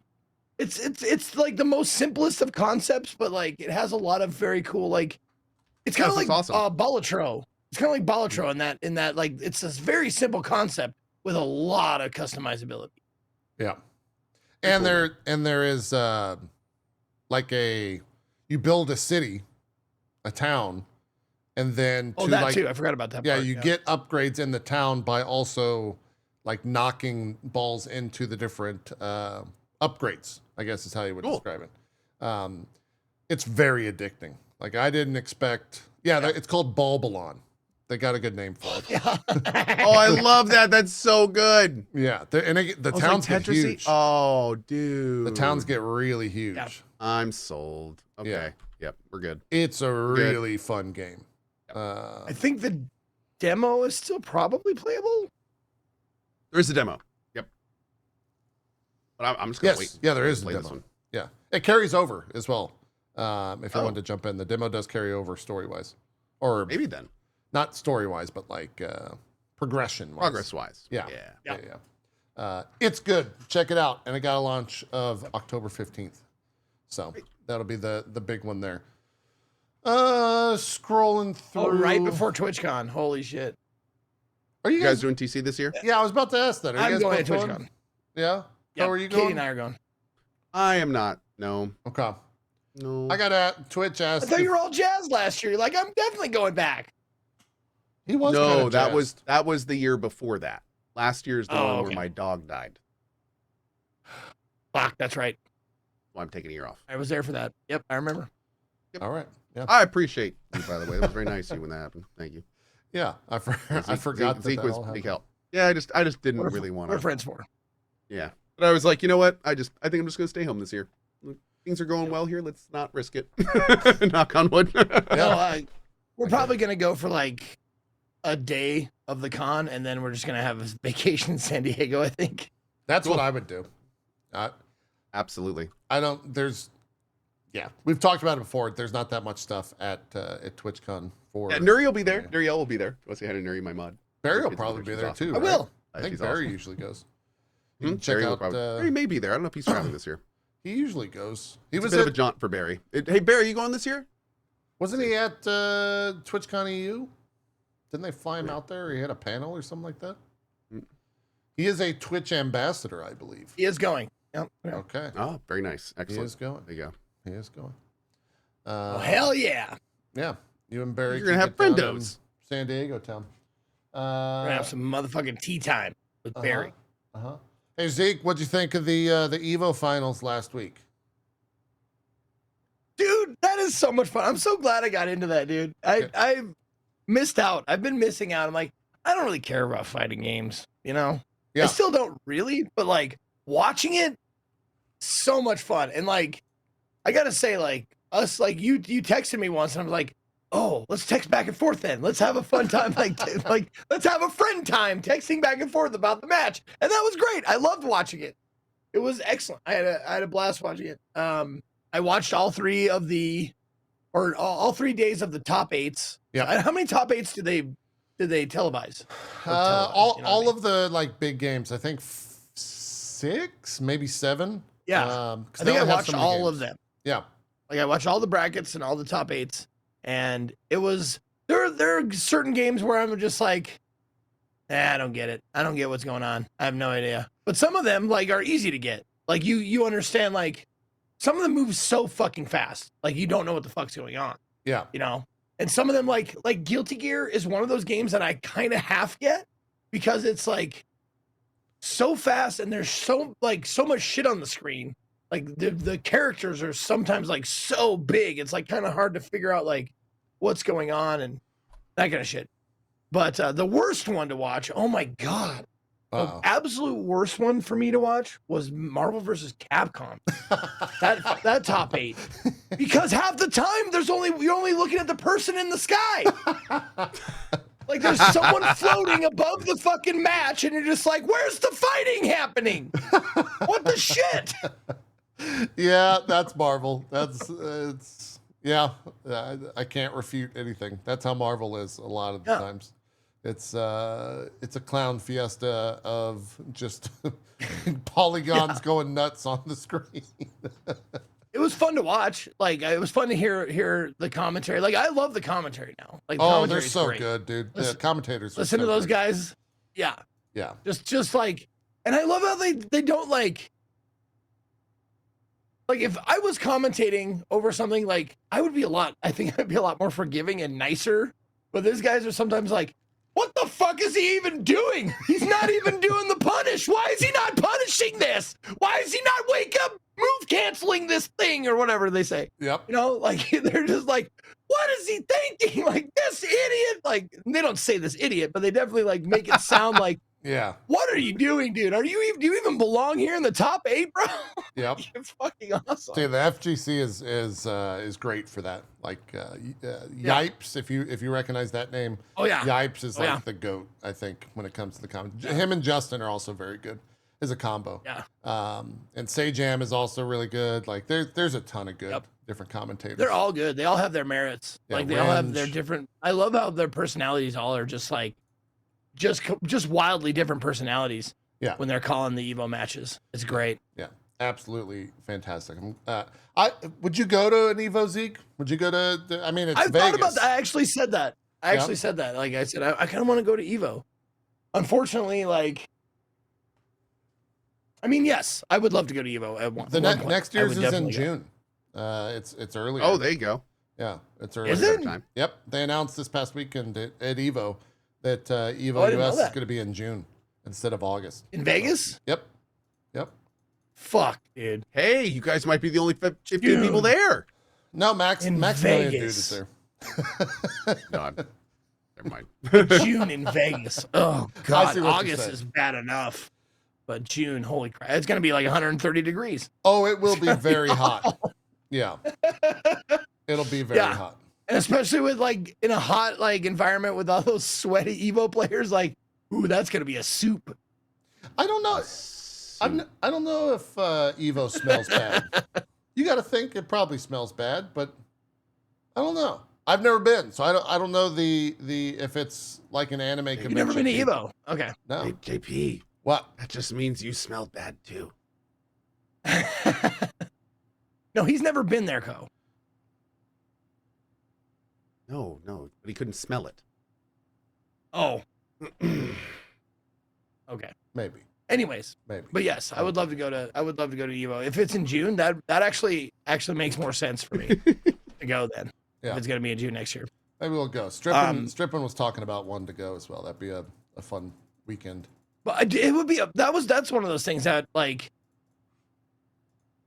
unlike GDQ, like because I've been to a live GDQ event. Right. So I went there and I did a little bit of announcing, but I also like was in the audience for some of the stuff, but it was okay. The audience stuff that really was fun was the competition or the race stuff. Like that shit being the audience at GDQ for that was awesome. Yeah. And this is that's all Evo is. It's just like you're in the audience for a competition. Yeah. So I can really like, that would be a blast to be live for that. Yeah. I think. Yeah. It could be cool. So yeah, let's talk about it. I'm down. I have not been, and I've always wanted to go to see a top 8 in person. I think would be a lot of fun. And plus, I know so many like different streamers and creators that go to that. Oh sure. They don't play fighting games. They just go to watch. Like SFan goes. There's a ton of like just normal creators that go and hang out just to watch. So non-FGC creators. Yeah. I'd be one of them. I'm a fan now. Like, last year I watched the first time. I was like, why have I been missing out on this? This is awesome. This is actually fun. Yep. But it's kind of like I kind of related to like watching a sporting event, like a football game or anything like that. Like watching something like that after having not watched it for a while, like, oh man, this is actually pretty great. I just don't like the I don't understand the community around it. I'm not in the community around it, but like watching the actual event is pretty fucking sweet. Yeah. It's a good time. It's a good time. Then we just got to get Co out there. I think Co would have a good time watching Evo. I've never really watched that. You enjoyed Guilty Gear enough. I did. That I think you would be able to watch like Evo top 8 and be able to get into it to where you'd be hyped. I never have, so I may need to try it sometime. Yeah. It's worth. It's the commentators do such a good job of like telling you what to watch for, and yeah, you get invested very quick. I've always said that in esports, fighting games are the best because anyone understands two dudes just punching each other. Like you can yeah. I like it. You can just see, you understand, like, that guy has that health bar, that guy has that health bar. They're going to punch each other until that health bar gets all the way to 0. You don't have to understand the intricacies of that unless you want to. Exactly, yeah. Yeah. So and then you start understanding it after watching it for a while. You start understanding like limits and meters and bars and all that stuff. That's like, you know, the little bars here and there, like put all over the place. You're like, oh, okay, that's okay. He can do an assist now. He can do this move now. He can do a level 2. Yep. You know, uppercut punch combo thing now. Like you start to understand it a little bit. To mention or call back last week's show, I said that Justin Wong, I was going to try to get him on. He actually took his first weekend off with his family this weekend, so he couldn't make the show. But I think he is going to try to make the end of August work, which should be, because I think the Marvel Tokon beta is the 5th of September. And so that'll be the week. I think we'll have him on the 31st. That's when he's going to come on. We'll talk fighting games with Have we had him on before? No, I don't think Justin's been on. Really? Okay. I thought. Wait. Have we had him on? I want to say, I remember I think it was, I remember I've seen him talking about coaching you. He was on I did do a show with him coaching me. Okay, maybe I saw that then. Yeah. Right. I thought he was on, but maybe not. Yeah, I don't know. I don't think we've had a lot of shows, man. Well, we've been doing it for a second. I was like, how can I not remember if a guest has been on the show? And then I was like, well, we have been doing this for like 8 years and hundreds of shows. Yeah, man. 10 years. Then we crossed. This is our 10th year. Oh my god. Yeah. Yeah. Yeah. Yeah. Wow. Yeah. We've been doing it for 10 years, guys. Here we are 10 years later. And this morning, my son got a better KD than I did in Fortnite. And when we started this show, I didn't even have kids. I feel like if I had a proper soundboard, like a radio morning show, I would be playing like fucking the funeral song or something.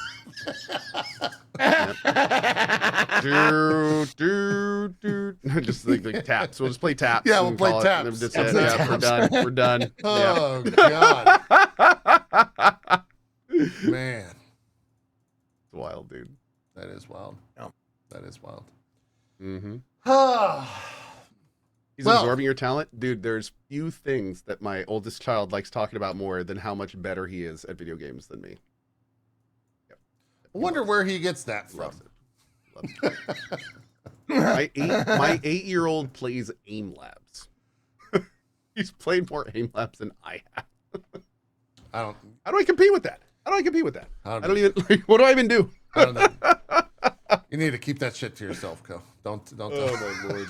Don't bring that up on the show ever again.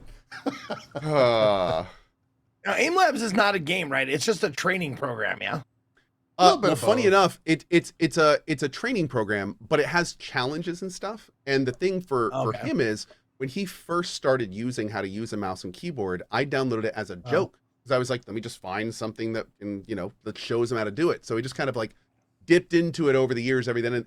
And then one day he was playing Fortnite like a year and a half ago, and he was just like, hey, if I played Aim Labs a lot, would I be better?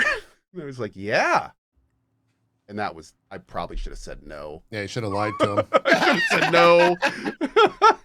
Should have lied. That was a lie. It was a mistake. That was one of those white lie moments, Co, that you failed. Yep. Well, I should have been like, no, it doesn't work that way. And you know what? It's crazy. Dads are always better than their kids until the day they leave this planet. It's just fact.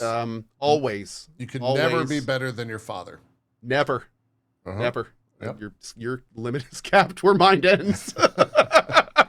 Well, speaking of depressing things, Zeke, I heard you played a doozy of a game we mentioned last week with old Gene Park on the show. How was your time with Mind's Eye? Was it as bad as you expected and hoped? Yeah? The silence is nods. Oh, yes. I like that. It was 11.6 hours of beat it? Oh, yeah. I 100%ed it, just like Gene did. In 11 hours? You 100%ed it? For $60, yes. Yes. Yep. It is $60. I actually. Bro, that would have been a problem if the game was good. Yeah. If the game was great, an 11-hour 100% would have been an issue. Oh yeah. Oh, I know. No, I got the deluxe edition because it was on sale for lower than the core game. So the core game sells right now for $60, and I got the deluxe edition for 30% off at $55.99 rather than $60. So I got a little bit of a discount, and I got the deluxe edition, which gives you a vest skin, a companion drone skin, a silver sedan skin, and another vest skin.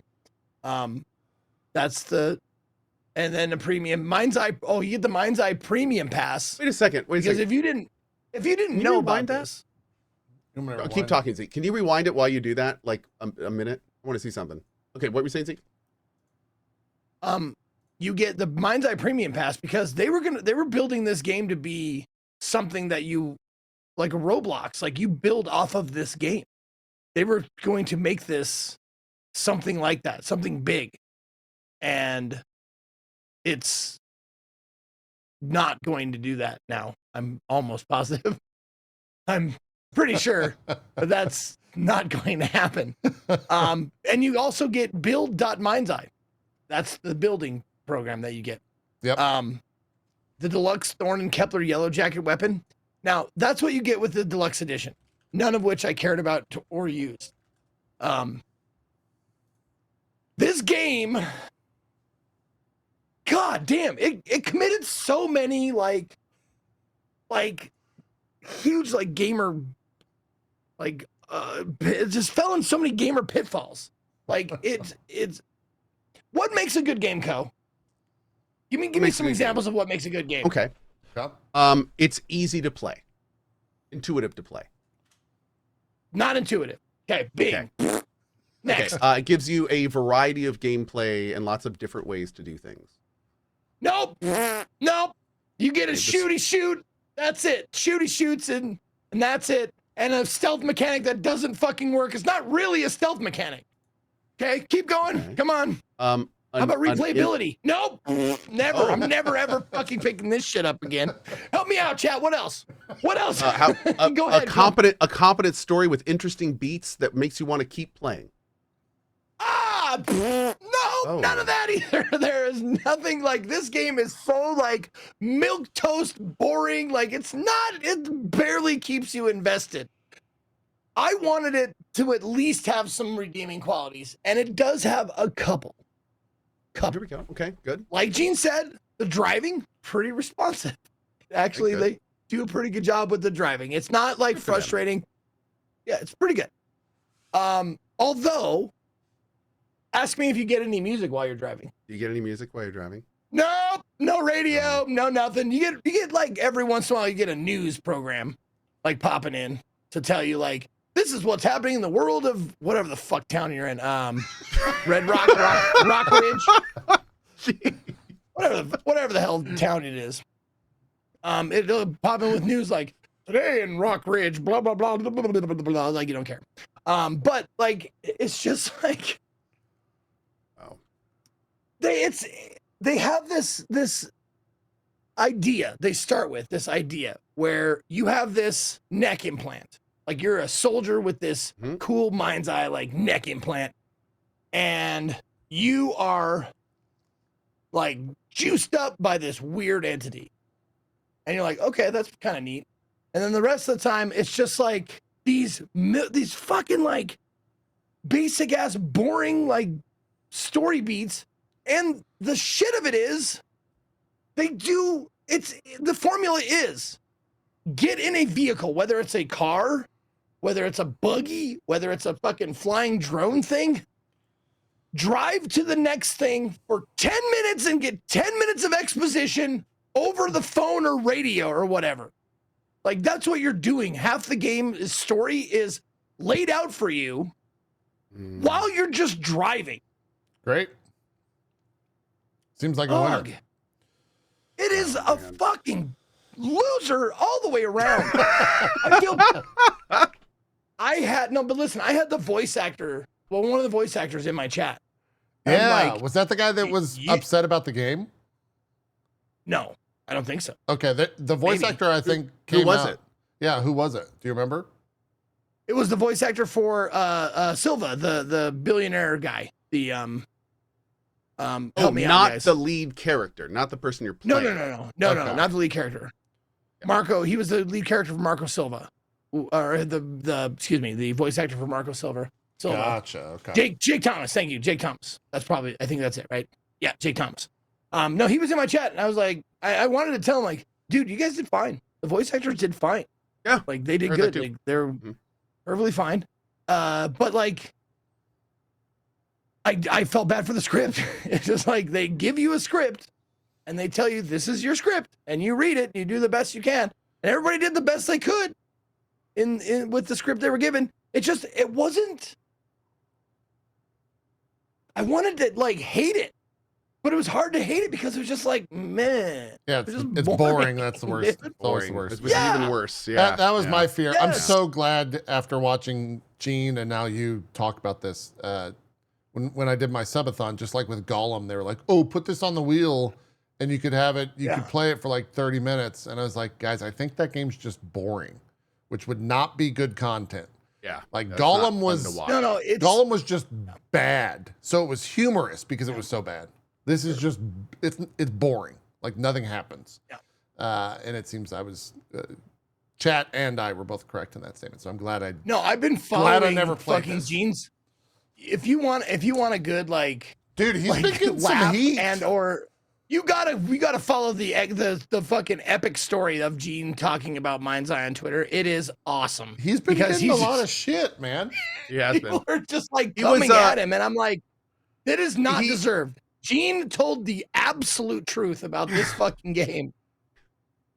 Gene has always had a very direct tone sometimes, and definitely a few of those tweets are very direct. Yeah, absolutely. He does not. He's harsh. That's not mince words. Yes. Yeah.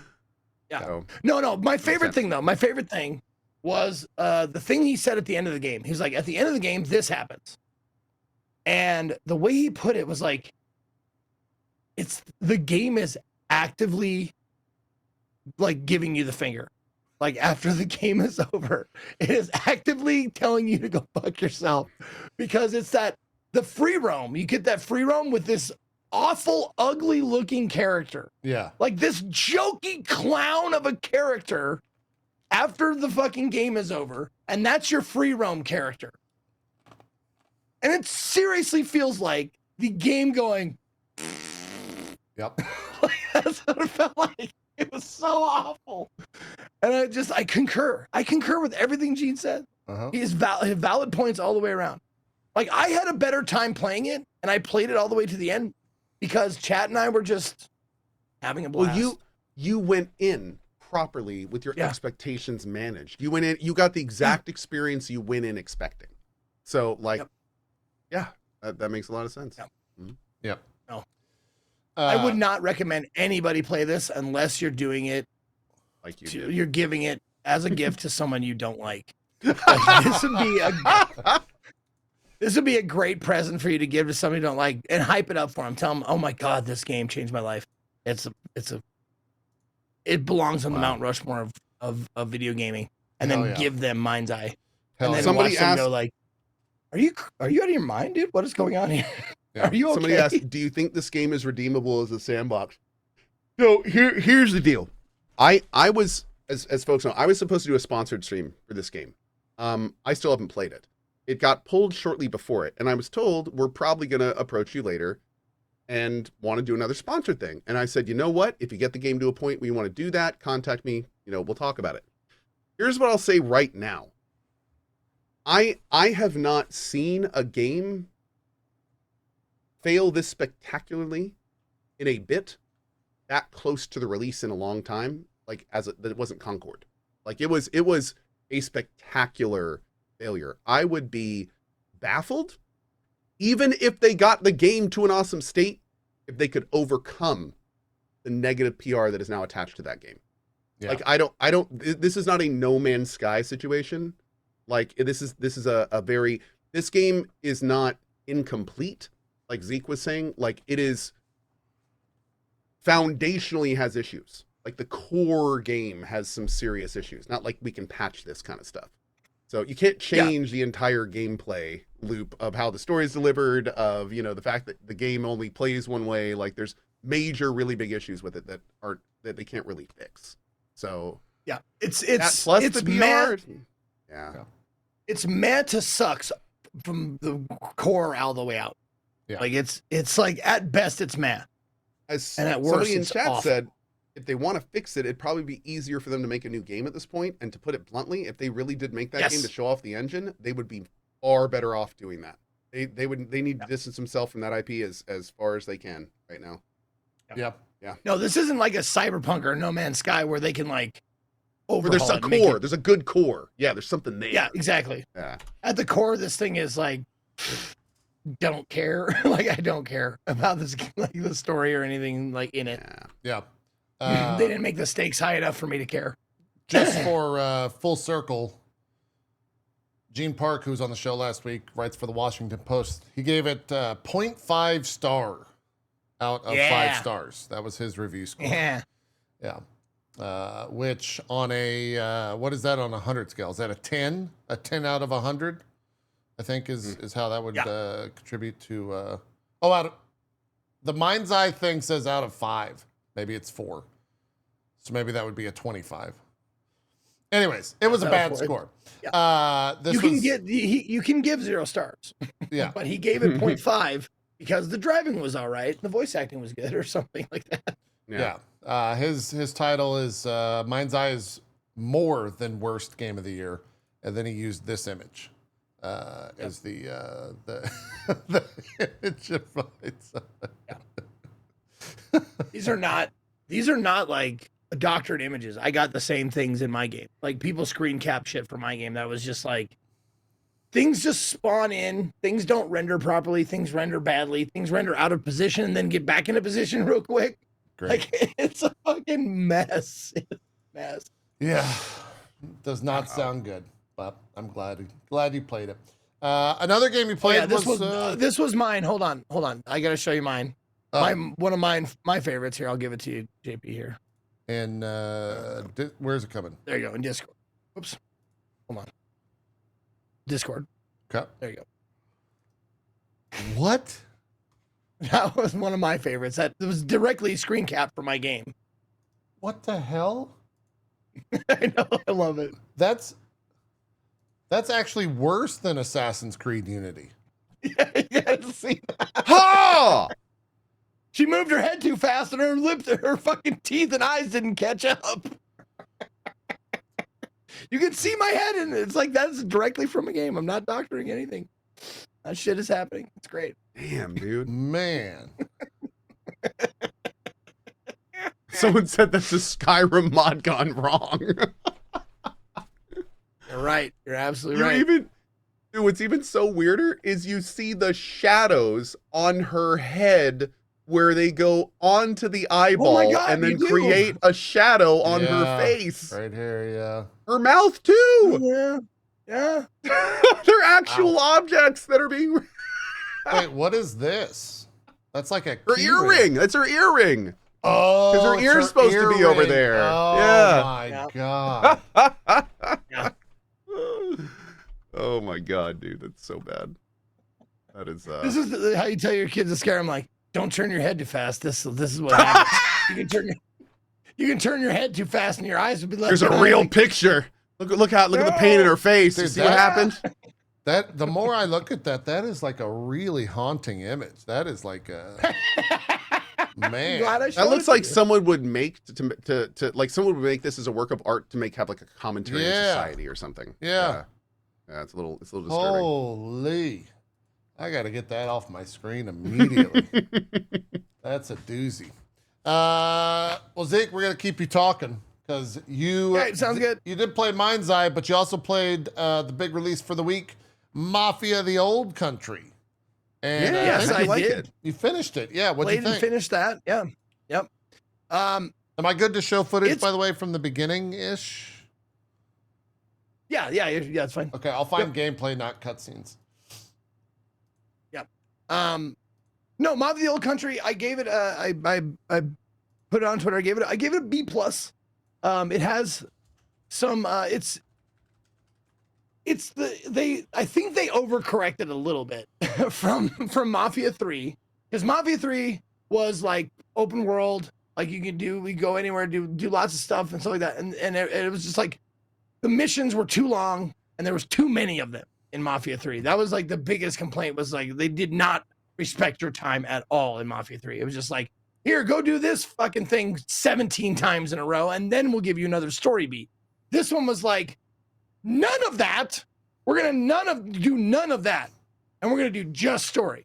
So I was just like, oh, okay. So in my opinion, I think they overcorrected just a little bit, you know. As far as like, it's a linear ass Mafia story. It's just like beat to beat to beat to beat to beat. Peppered in with a little bit of like knife fighting and gunplay and sneaking.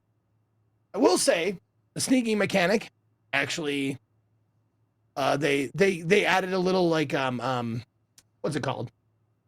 Like detective vision. Like when you're sneaking around, you press the D-pad. Yeah, Witcher vision. Yeah, exactly. You press the D-pad and it shows like outlines, like white outlines of the enemies. So like, okay, they thought about the sneaking mechanic and made it a little bit more game friendly.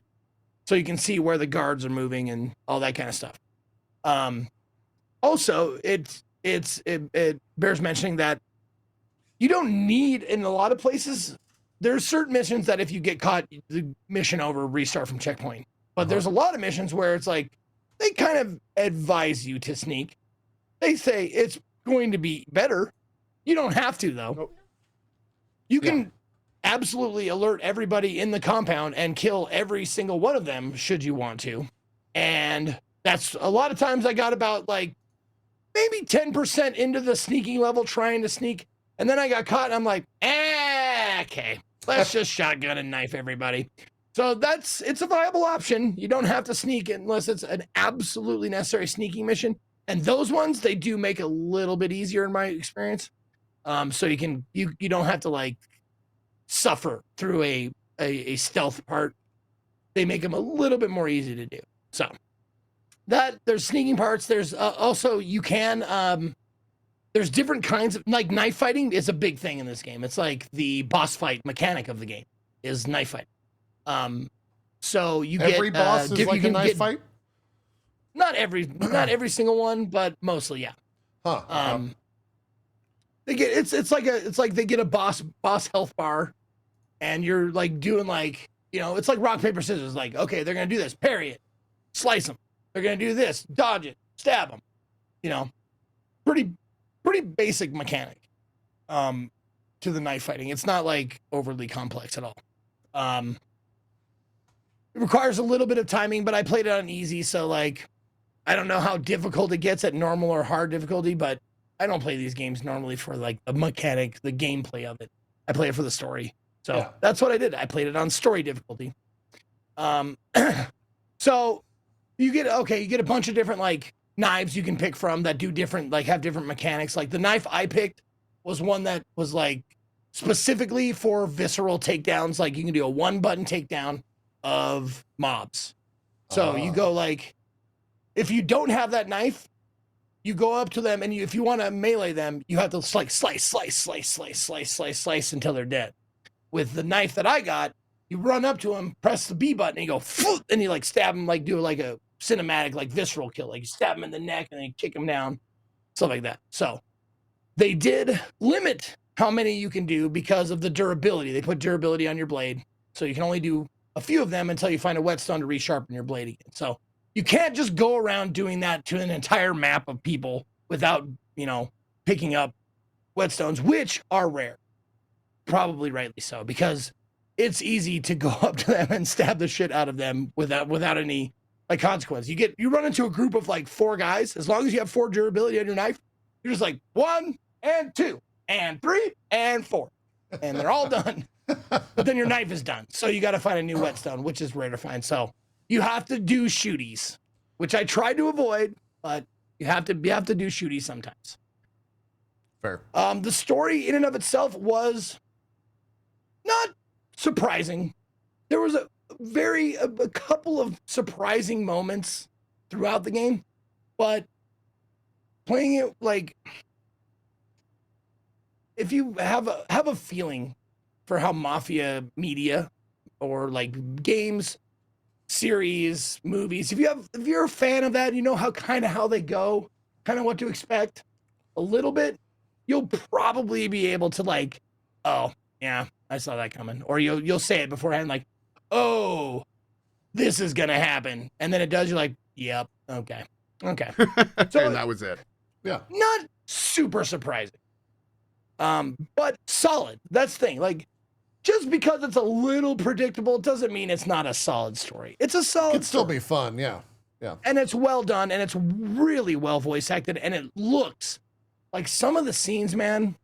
Some of the scenes are so fucking gorgeous. Like the lighting, like when you get, like, this was in the trailer, so this is not a huge spoiler, but this is in the trailer. When you get made, like you become a made man, you get inducted into the family. Yeah. The lighting of that scene and the voice acting of that scene, every camera angle was painstakingly like put, like, this is exactly where we want it to be. And you see the lights and the shadows and the candle, and like, it's beautiful. There's so many, like there was like 4 or 5 of those scenes where you're just like, ooh, that's cinematic. That's some gabagool, like that's some good Mafia stuff. I love it. Like they really lean into it, which I dig. I'm seeing if I can hear Julia yelling all the way from.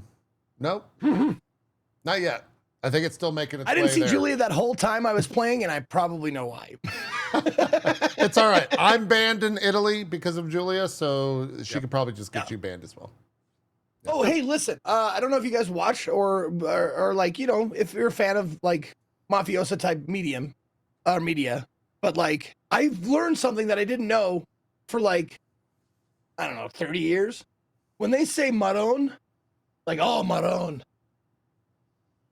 I learned watching the subtitles of this, it's Madone, like Madonna, like Mother Mary is what they're saying. Oh, Mother Mary, like, oh, Maron.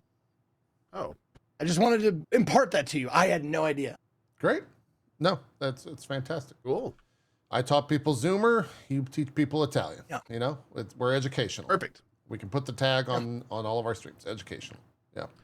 Yep, done exactly. and done. I thought it was interesting. But yeah, you mentioned the linearness of this game. Someone in chat was quick to point out that both you and Dan finished this game within minutes of each other on stream. Oh, really? That's how like linear it was that you guys both finished within minutes. They started at the same time? About the same time. Pretty much, yeah. Yeah. Wild. Yeah, there you go. So I put in on easy mode, it took me 14.8 hours. Okay. Some of that's probably menu, like leaving menus and stuff on as well, right? Or is that just raw gameplay? Sure. Yeah, okay. I mean, there's not a lot of fucking downtime in this game at all. Like they give you a shop to go to, and I was complaining, like, I have all these tokens that I've gotten, like, from the missions that I've done, and they don't give me a lot of opportunities to go to the shop to spend them. Like, it's like story beat. And I'm like, I've got all these things, and like 3/4 of the way through the game, I was finally on a story mission where I could drive to the shop guy and spend that shit. And I was like, oh, good. So I spent it all, and I'm like, oh, great. because I don't know when I'm going to be able to come back here because you're story locked to a lot of, like, you can't just travel the map on certain missions. Yeah. On most missions. The map, by the way, looks really detailed for it being rather linear. Like that. You don't even really need it, to be honest with you. Does this horse follow this trail by itself, or are you following the trail? Like, what's the?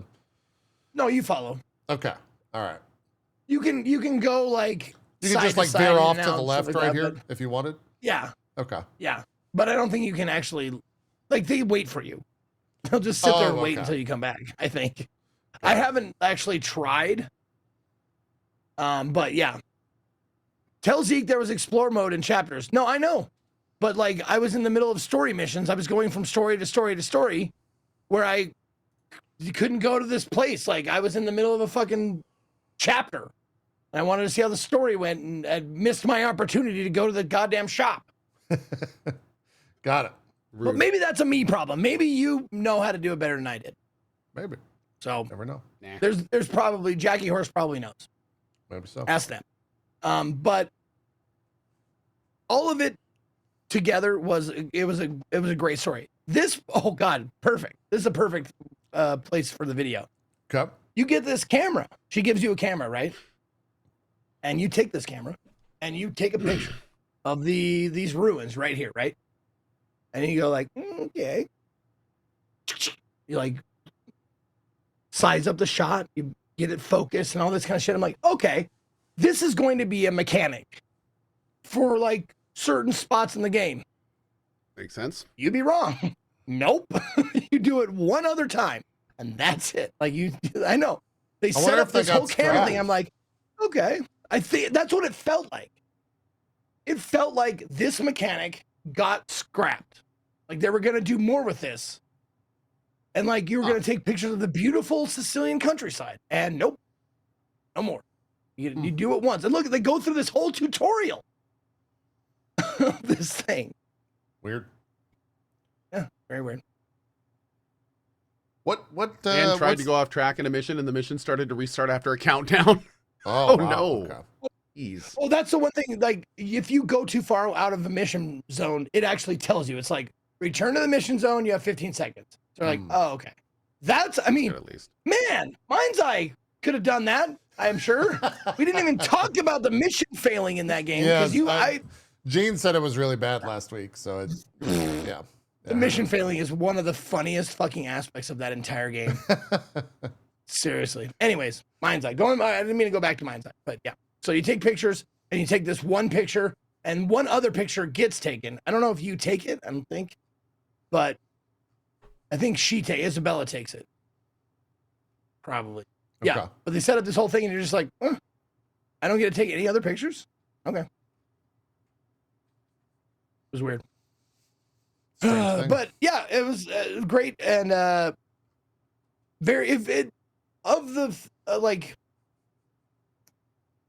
the departure from the last game for Mafia 3, you could tell they were just like, we don't want to make anything like that last one.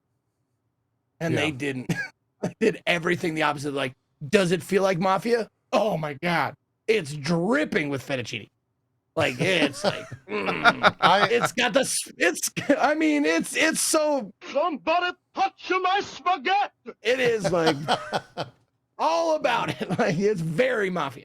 Sicily. The whole way. Is it open world? Nope. Took that aspect completely out of it. Like, there's no openness about this world at all. Yeah. Yeah. Do the characters, like, are they characters that you would say, like, oh, they probably in a Mafia?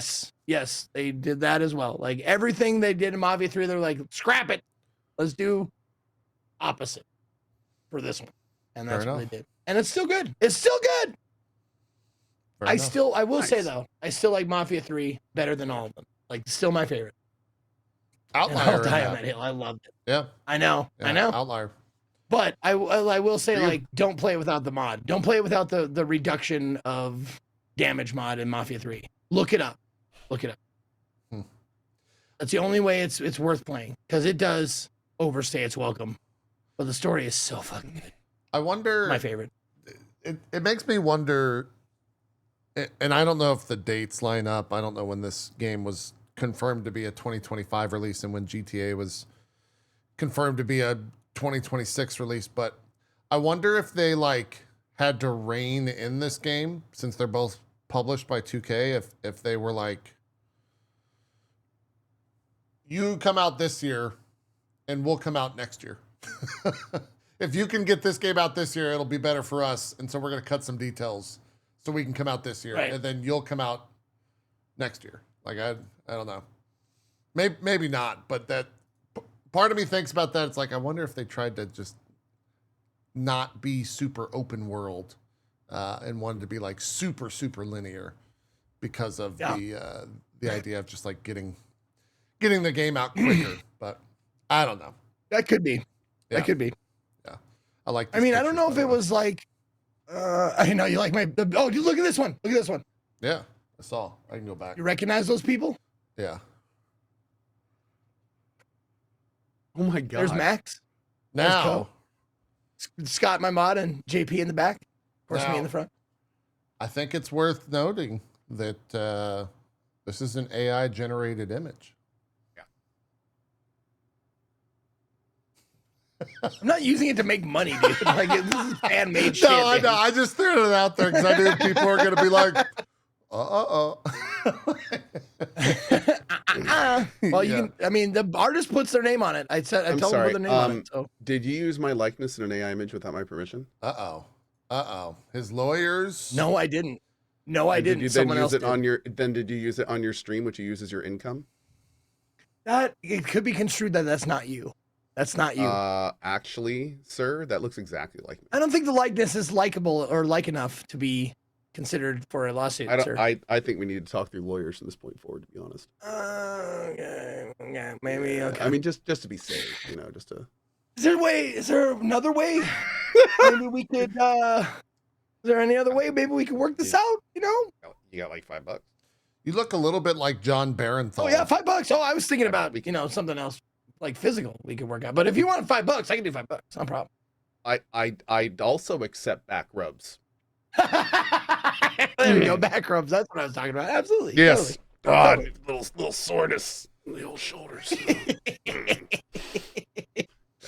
Oh man. Oh, there's one other thing I wanted to talk about. You can get off this image. I don't want to see it anymore either. No. I don't want to think about lawsuits, dude. I'm not going to. Okay, I'm not gonna now. All right, fine. Keep it up there. I just wanted to talk about. I don't know if it's a me problem, if it's a my hardware problem, or it's a UE5 problem. That's why I don't like bringing it up because I'm not sure whose fault it is. But man, this game crashed once every 2 hours at least. That's UE5 probably. Oh, really? Yeah. Well, Yes. I mean, are you what? It could be. It could be a host of issues, but UE5 is prone to do that. Yeah. Yes. Yeah, but it didn't happen for everybody. But it happened to enough people that I saw it on the forums. Like people were talking about it crashing on the the reviews and the in Steam and stuff. So I was like, God, it's not an overwhelming amount of people going it's crashing, but there was enough to go like there's evidence. But I did everything I could to like alleviate that. Like I flashed the BIOS of the new my Intel chip. Like I flashed that, did that. Oh geez. Okay. Yeah. Wow. That kind of shit. I tried to set all my settings. Zeke, I was also in the boat with the Intel thing. If you had a whole bunch of unexplained crashes before you updated your BIOS, each time it crashed, it could have damaged your processor. So the problem is what some people have been seeing is even after the BIOS fixes, the damage has been done. If your computer's still crashing like on a bunch of different games every few hours, like you may have actually damaged your CPU. But wait, it's only is this your recent computer? Yes. Okay, so that was way after the BIOS update. Yeah, this was like what, 6 months ago at this point? This is a while ago. Yeah. Last year. Yeah. Okay. You should be fine. Yeah. It might have just been UE5. Yeah. But here's the thing. Yeah, you're fine with the that. The only other crashing that I've had is on Mind's Eye, which is also UE5. Yeah. It makes UE5 has issues like that. Like I crash all the time on UE5 stuff. Yep. Okay. Just how it problem goes. with UE5 that's what it is because my shit is brand new. Like it's well, no, the almost problem with UE5. UE5 has some problems inherently, and then it's a new engine, which means not everyone who's using the engine knows how to use it properly, and then it just doesn't do some things it's supposed to do. So like, and then there's the driver that needs to make all that work together, and it can have problems. So yeah, it's a mess right now. Yeah. So you said B+, Zeke, I think was your overall score for Mafia. Yeah, B+. Yep. Yeah. It like I said, it lost a couple points for being a little bit predictable, and no boobies, which is so weird. I know that's a big deal for you. Yeah. Mafia 1, 2, and 3. I mean, it's not a huge deal for me, but it's definitely. I know that's like, game. That's why? a full completely score. Game breaking. Deduction. Yeah. Okay, let's not give it more weight than it actually has. I'm just saying, like, why would they do it in Mafia? Why would they do it in Mafia 1, 2, and 3 and not this one? And don't give me that shit like Playboys weren't around then. Like, art was around. Art was around then. Yeah, give me something to collect with boobies on it. What, did you just want like a hand-drawn image or something? Where yes, that's what I got from Mafia 3. They did have Playboys, but the more available thing were these drawings by Vargas, whatever his name was. Oh. I don't remember his name. Well, those little paintings. As my chat is pointing out, I heard that MasterCard wasn't going to allow people to use a credit to buy this if they included that, so they had to scrap it at the last moment. Heard that too. That's fucking terrible. Because people, for those of you saying like it's a Catholic game, they don't do that in that time period. Blah blah blah blah blah. There's a bordello in the town. Okay. Is that where? So that shit is happening. Is that where vampires hang? Is that where the vampires hang out? Not the bordello of blood. That's a different bordello. Oh, okay. All right. Got it. A different bordello. Okay. Glad we clarified there. Glad we clarified. No, the only tease we got, like we got 2 teases of like nudity in the game. One was with a lady and like within the game itself. And you barely got like any, like just the tiniest bit of side boob and a little bit of hip, and that was it. Nothing. And then in the art book that I got for getting the extended or the deluxe edition, the art book, there was a little tiny, like almost nip in the bordello. I'm just like, unbelievable. I have gooners to fucking capitulate to. I need to supply them with something or they'll stop watching my channel. I know. It's a travesty. Is what it is. Sorry, I just had to take that in for a second. I couldn't believe it. I had to apologize to them profusely throughout the game. Like, I'm sorry. I'm trying to find your boobies. Please don't leave. Please don't leave. I understand. You got to get the audience what they want. Cole, you still been doing the Abiotic Factor and oh god, yes. Yeah, it seems dude, like I'm scrolling on your YouTube and it's just I am 70 hours into Abiotic Factor as a solo player, and I am about halfway through the game. This is a game that keeps part 82 giving. Like it just keeps on giving. I keep exploring cool new areas. I keep finding new enemies. Dude, this game is a combination of Half-Life, Dark Souls level design, and Control and SCP style weird shit. And I kid you not, there are times in an Abiotic Factor that it does Control shit better than Control. Really? Like there are like weird ass things or crazy creatures or like effects and things happening that are like absolutely up at the top level of upper echelon of like cool sci-fi shit. Like it is really, really awesome. There's a whole hallway where like on each side it's just cells with crazy artifacts in them, and you can like break into some of them and read about them, and some are really bad and some just do goofy shit. And like today I finally got this crazy good hacking thing, so I hacked into one of them. It was an arcade game. It was like this weird entity, and I interacted with it and warped into the arcade game, which was its own entire Super Mario 64 style level where I had to collect coins and stars and shit to get out. Wow. And then all of those, when I came out, gave me items that I could then make real world items with to then like continue my game with. That is one of 25 different portals in the game. Like it's mind blowing. It's mind blowing. Like it just keeps getting cooler the more I play it. And entire game mechanics will change and evolve over time. Like you see this right here. I have this whole big portal station setup thing, and I feel it's a little spoilery because a huge part of this game is just finding out the cool shit. But you can make these things allow you to port instantly to a workbench. So I was like, oh, cool, I'm going to make an entire portal world, like literally link the world together. So now I have portals everywhere, and I'm making like all these research things. I'm linking them up, and I can like warp wherever I want instantly and all this fun stuff. And I'm doing all this, and some guy in chat is like, why is he working on all this when he's going to get the blah, blah, blah in like 10 minutes?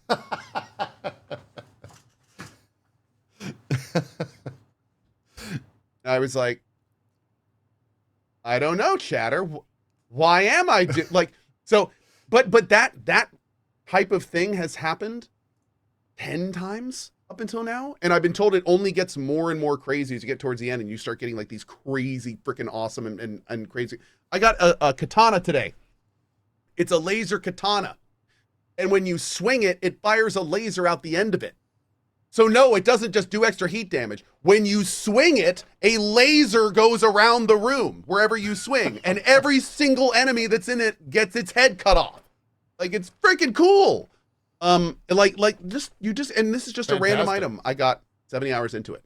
Yeah. Most items can be upgraded to have new effects and new things. There's a whole bunch of farming. You can make a base and make a giant amazing base, or not make a base at all if you don't want to, and you could still like continue progressing in the game. It's just a super unique, awesome game. And I can't say enough good things about it the more I play it. Yeah, I had trouble getting into it because of the inventory. Yes. Yeah. Now, the thing about this game is that there's a few key gotchas. This game is designed around a premise that I personally love called evolving QOL. The game is far more difficult to play at the beginning. You have far less tools to deal with your environment. You have far less ways to do things quickly and easily. But what I can promise everyone who plays this game is that not only does the QOL start ramping up very quickly, like once you start getting and start learning about the world and stuff, for instance, you get these things called a cart, right? So a cart is an entire second inventory that you can just push around. Awesome. Well, then later you can get the ability to, or later you find out how to summon them. So if you build a base near a place that can summon them, you can then like literally take multiple carts out into the world, fill them all up, and then just summon them back to your base. Then later on, you get like void chests, which are everything's linked inside of them. And I don't even know what else you get. You can get all sorts of bigger stuff. Also, you have a backpack in the top there, and your backpack continually gets upgraded and gets bigger as the game progresses. So right now, my current one has like 30 slots. And on top of that, like all the kind of, I don't want to call it like tedious, but a lot of the stuff you're doing at the beginning of the game intuitively makes easier as you continue. The best example I can give you is at the beginning of the game, you're going through every chest, you're quick sorting all the stuff, you're sorting all your items. Well, about 40 hours into the game, you get the distribution pad blueprint. You put that in your base, you walk over it, it instantly puts everything in your inventory and all your chests around. Oh, that's a godsend. You play for 10 more hours. How many hours into it? You play for 10 more hours, then you get a data computer. You can walk up to the data computer and use it, and it just gives you a full list of every single thing that's in radius of you that you can then take out and manipulate however you want. So it's like, it just keeps getting easier, more intuitive, more where you have to focus less on the mechanical stuff and more on just having fun and exploring. So I have to say, like, playing this game has been, in many ways, kind of confirming for me, because like, I've talked a lot about evolving QOL over the last 10 years and talked about how Emberville, my game's doing a lot of it. And then I like played this game and I'm like, this is it. Like this is what I was talking about. And it's awesome and it works. And it's really, really cool. It's a very special experience. There is no game I compare Abiotic Factor to. Huh. You wouldn't even compare it to like Grounded too in terms of the QOL? No, I mean the whole experience. The whole experience? Game. Okay. Like it's a survival sandbox. But there's very few survival sandboxes where the level is this interesting and engaging, where you are exploring the unique environments as much as you are. Like it combines all these things we've done in different games, but it does it in a way to where we've not seen this package before. Like, this is a new thing. And it is an amazingly fun experience for people that like this kind of stuff. Everything is set in this game, right? It's not like procedural or anything like that, yeah? So everything is handcrafted, and the entire world is static. You break a box in the real world, it'll never come back. But the game is based around these portal worlds, and the portal worlds are specialized. They have special different loot, and they all respawn every few days. So it's one of these cool things where it's like, the stuff you need to farm, the game gives you ways to where you'll be able to get it via some way. But sometimes, for instance, you have to go into a portal world, you have to farm a specific item, then take that to a trader in one part of the facility. He will trade you for this item, then you take that to another one, you trade it for that, and then you take that to a machine in the lab section and convert that to what you need. And it's like, that thing that you needed at the end is something that the game doesn't have a lot of, but it gave you the avenue to get via other ways. So and that's just another really cool thing that it does. Like, if you follow, and it also even marks the stuff on your map, so it's not nearly as hard as it sounds, but it gives you all these different ways to do the same thing. This game is the most immersive sim of a sandbox game I've ever played. Like, when you approach a level, it's kind of like, oh, do I want to go on the roof? Do I want to swim in the water and try to find a way in? Do I want to try to go through a vent? Do I want to hack that system? Do I want to fight through with the enemies and get to the unlocked door in the back? Do I want to set up some defenses and build a turret? Like, you can approach it however you want. And the game keeps giving you more and more options and more choices in how you deal with those situations. Like how I'm fighting this robot here down here. These days, I don't fight them anything like I fought this guy. Like, completely different. And I can destroy them. This guy, for a while, kicked my ass, though, until I figured out a good way to fight him. And almost every enemy in the game is like that. When you first encounter them, it's like, oh my God, I'm getting my ass kicked. But then you like think about it, look at its weaknesses, go look at its journal or its entry in your codex. Maybe you can find a hidden thing in there. And it keeps getting bigger and better. Nice. And like I said, I'm 70 hours in and I'm not halfway through the game. I'm just over halfway through the game. Got it. Yep. Cool. God damn. No, I jumped into it thinking, I was like, I really wanted to like it, but like the huge turnoffs like right at the beginning were the inventory size and the fact that you can't immediately craft from crates. That just makes me mad. I don't like that. Like, you have to go to crate. It's true. The good news is, though, like, first of all, I like I said, jack that experience modifier up if you're solo. And that way you won't have to wait long. And I think it's only like level 5 that you get the ambient. So like talking about evolving QOL, JP, like you can't craft from crates at the very beginning of the game. You have to have everything on you, do that kind of stuff. But your workbenches can be upgraded. So I think at crafting 5, chat, you can upgrade your crafting bench to where it puts a radius around it and sucks all the materials in automatically. Right. You then no longer have to do it yourself. So, yeah. And you can upgrade your bench in like 7 different ways. I mean, like, upgrading your I gotta say though, like upgrading your XP thing, like whatever, like it sounds like fucking not intended, like dev not intended cheating. That's what it feels like to me. Not so the thing is that this game, and the devs have said this, it is a co-op game. So the idea, the premise originally was that you would have players that were specializing, and that's kind of what the experience was based around. You can't really make an experience system that's for the general player and the specialized player. Those are kind of like two sides of a sliding scale. Sure. So what they did in this case was they made it so if you focus on something, you level it pretty quick. But if you generally do stuff, you go really slow. Problem is you can't, I mean, you could specialize as a solo player, but you also kind of can't. So the way the game is.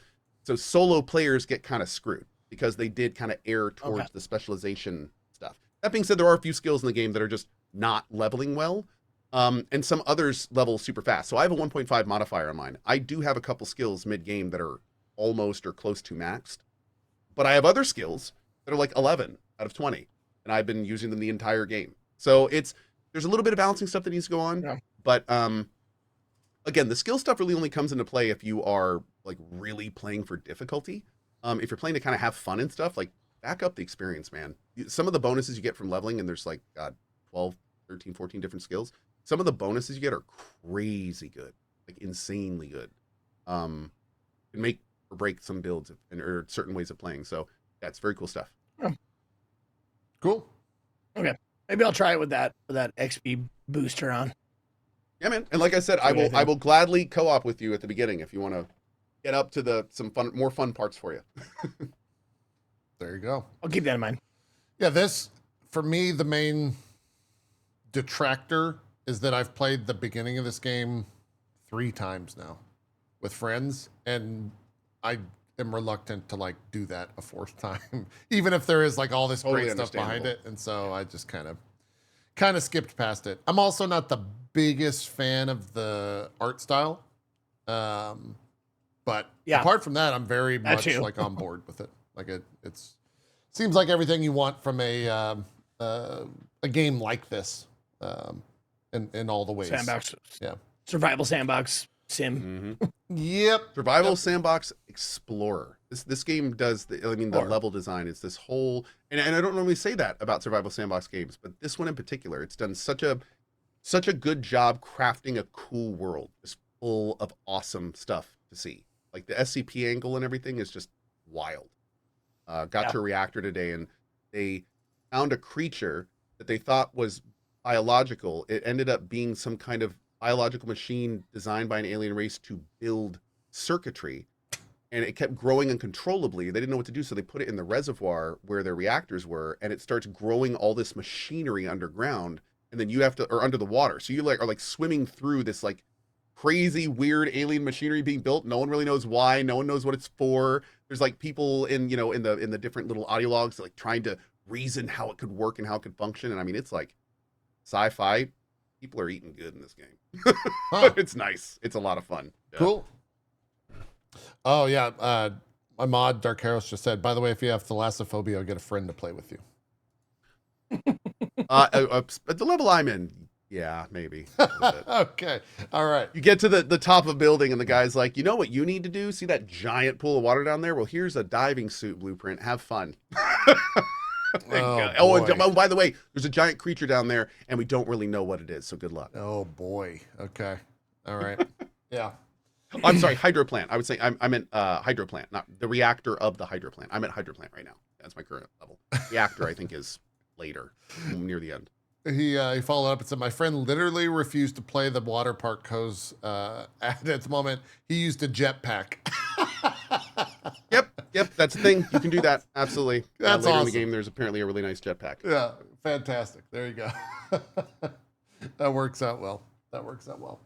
Got about 20 minutes left. Anything we need to discuss? We can kind of talk about the games coming up this week. There's not many, but we can bring that up. Zeke, anything else you want to bring up besides the old Mind's Eye and Mafia? I may bounce here for a second because I've been hearing my kids screaming in the room next to me. Yeah, we can wrap early if need be. But Zeke, anything else? I did Indie Day, and there was I only did a half day, so I didn't play a bunch of games, but I did play a pretty funny game called the RPG. Okay. That's the title of the game. It's called The RPG. Actually really, really funny. Pretty well done. It's a okay, I'll just read the blurb. It says a minimalistic Skyrim plus West of Loathing plus Supraland. RPG light adventure with intentionally twisted traditional role-playing game aspects where your choices do matter. And it's a funny romp into like they have, like I said, they had shit from WoW and Skyrim and like all these other like huge RPG games. All of like, I don't know if you can pull it up, but yeah. Yeah. You can like all if you look at the guard, I'm gonna see the guard here pretty soon. Every single guard in town. I'm gonna take a left here. Turn around. Take a left. That's okay. That's the guy who won't let you out of town without release papers.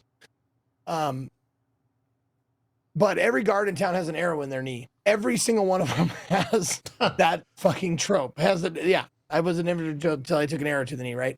So it has that. It has like these goofy characters. There it is. You can see the arrow in his knee right there. Yep. All of the guards have that.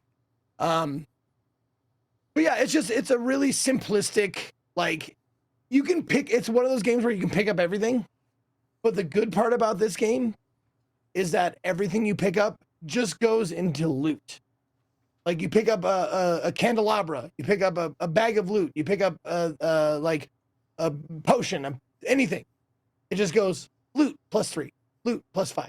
It all goes into one category, so you don't have to like parse through it, like sell your garbage or anything like that. Everything is just loot. There's only two things you can collect: loot and gold. Gold, you go to the pawn shop, you exchange your loot for gold.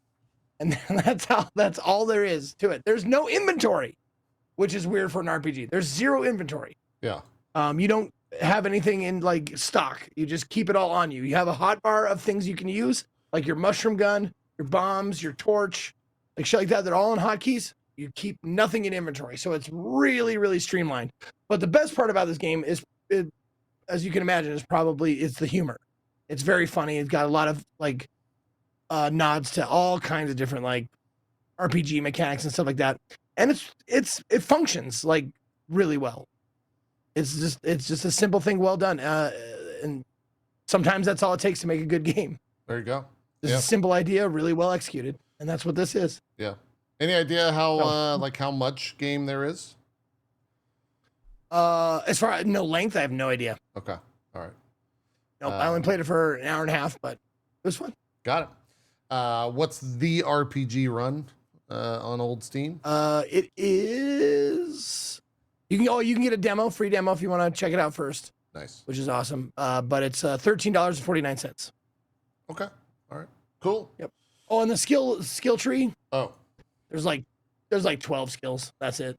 Yeah, it's an RPG. You just level them up whenever. Yeah. Fantastic. Cool. That's the old RPG. We could dock the show a little bit early today. Like I said, not too many big titles out this week. Abyssus comes out. Me and Zeke actually did a sponsored stream for that a couple of weeks back. We enjoyed it. That game was a lot of fun. That was good. It's like a roguelike shooter, I guess is how I would describe it. I had a good time with it. Yeah, that comes out in 2 days. And then Zeke's obviously going to be doing his big EA Sports Madden NFL 26 stream. That'll be happening on the 14th. Make sure to my God, that's right. That's coming up. Holy shit. I forgot. I gotta make some, get my party planning going for that. Yeah, that's on Thursday. For Madden, the new Madden game is on Thursday. Hell yeah. Yeah, he's very excited for it. He'll be doing a whole thing for it, so make sure to look out for that. And then Battlefield next week.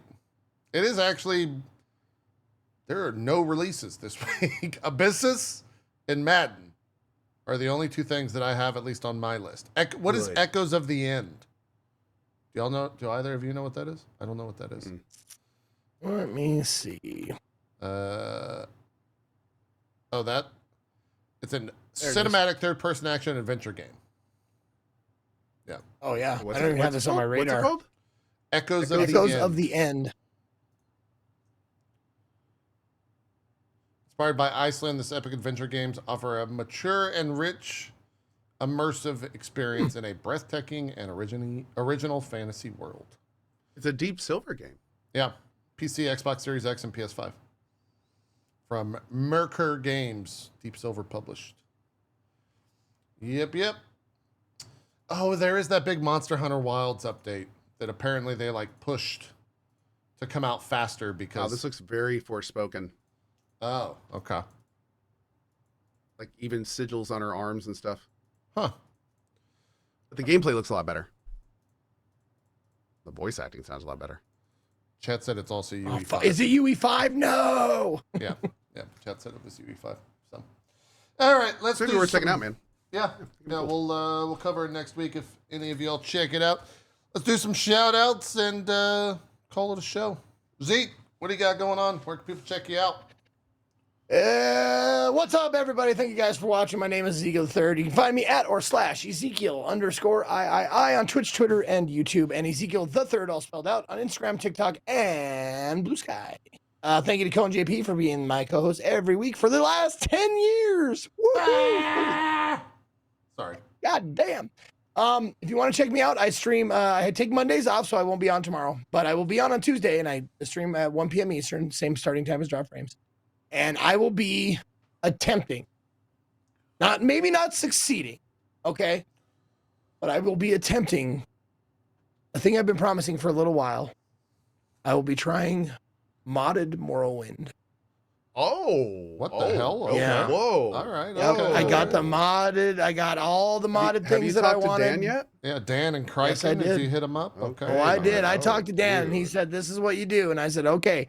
So I got them all. I got 143 different package. Ooh.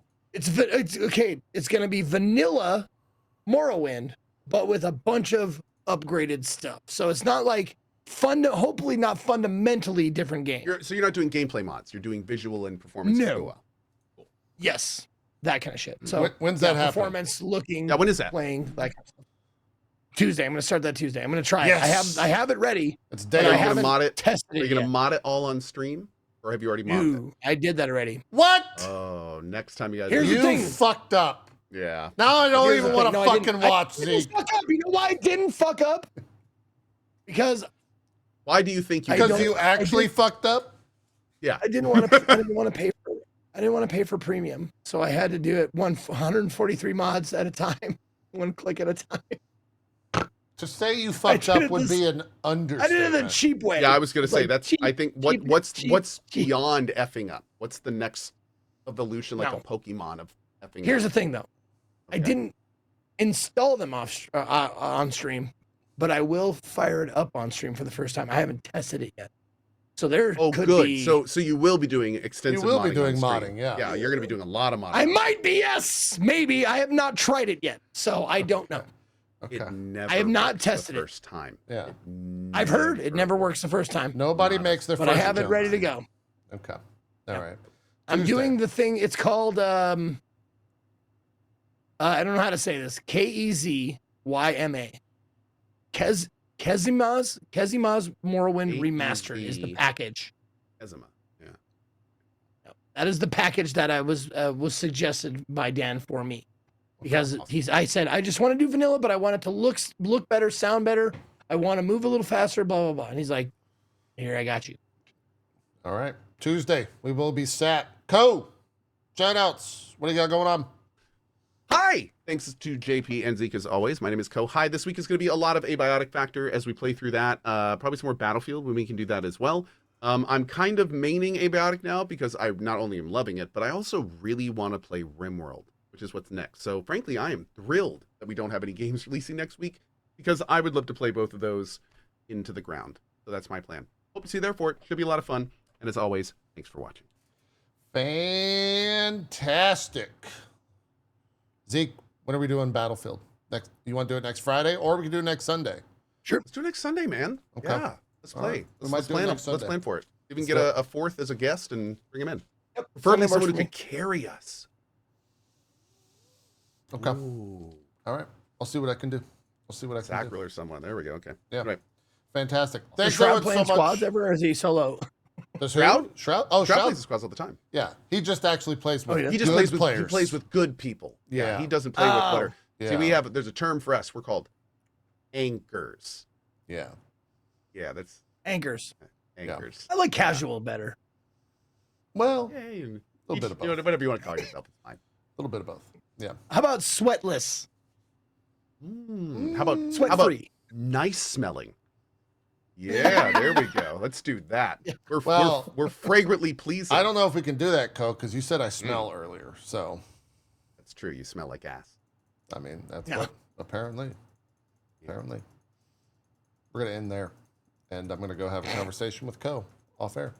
I'll see you guys next week. You have to pay for it this time. Bye. Hi guys.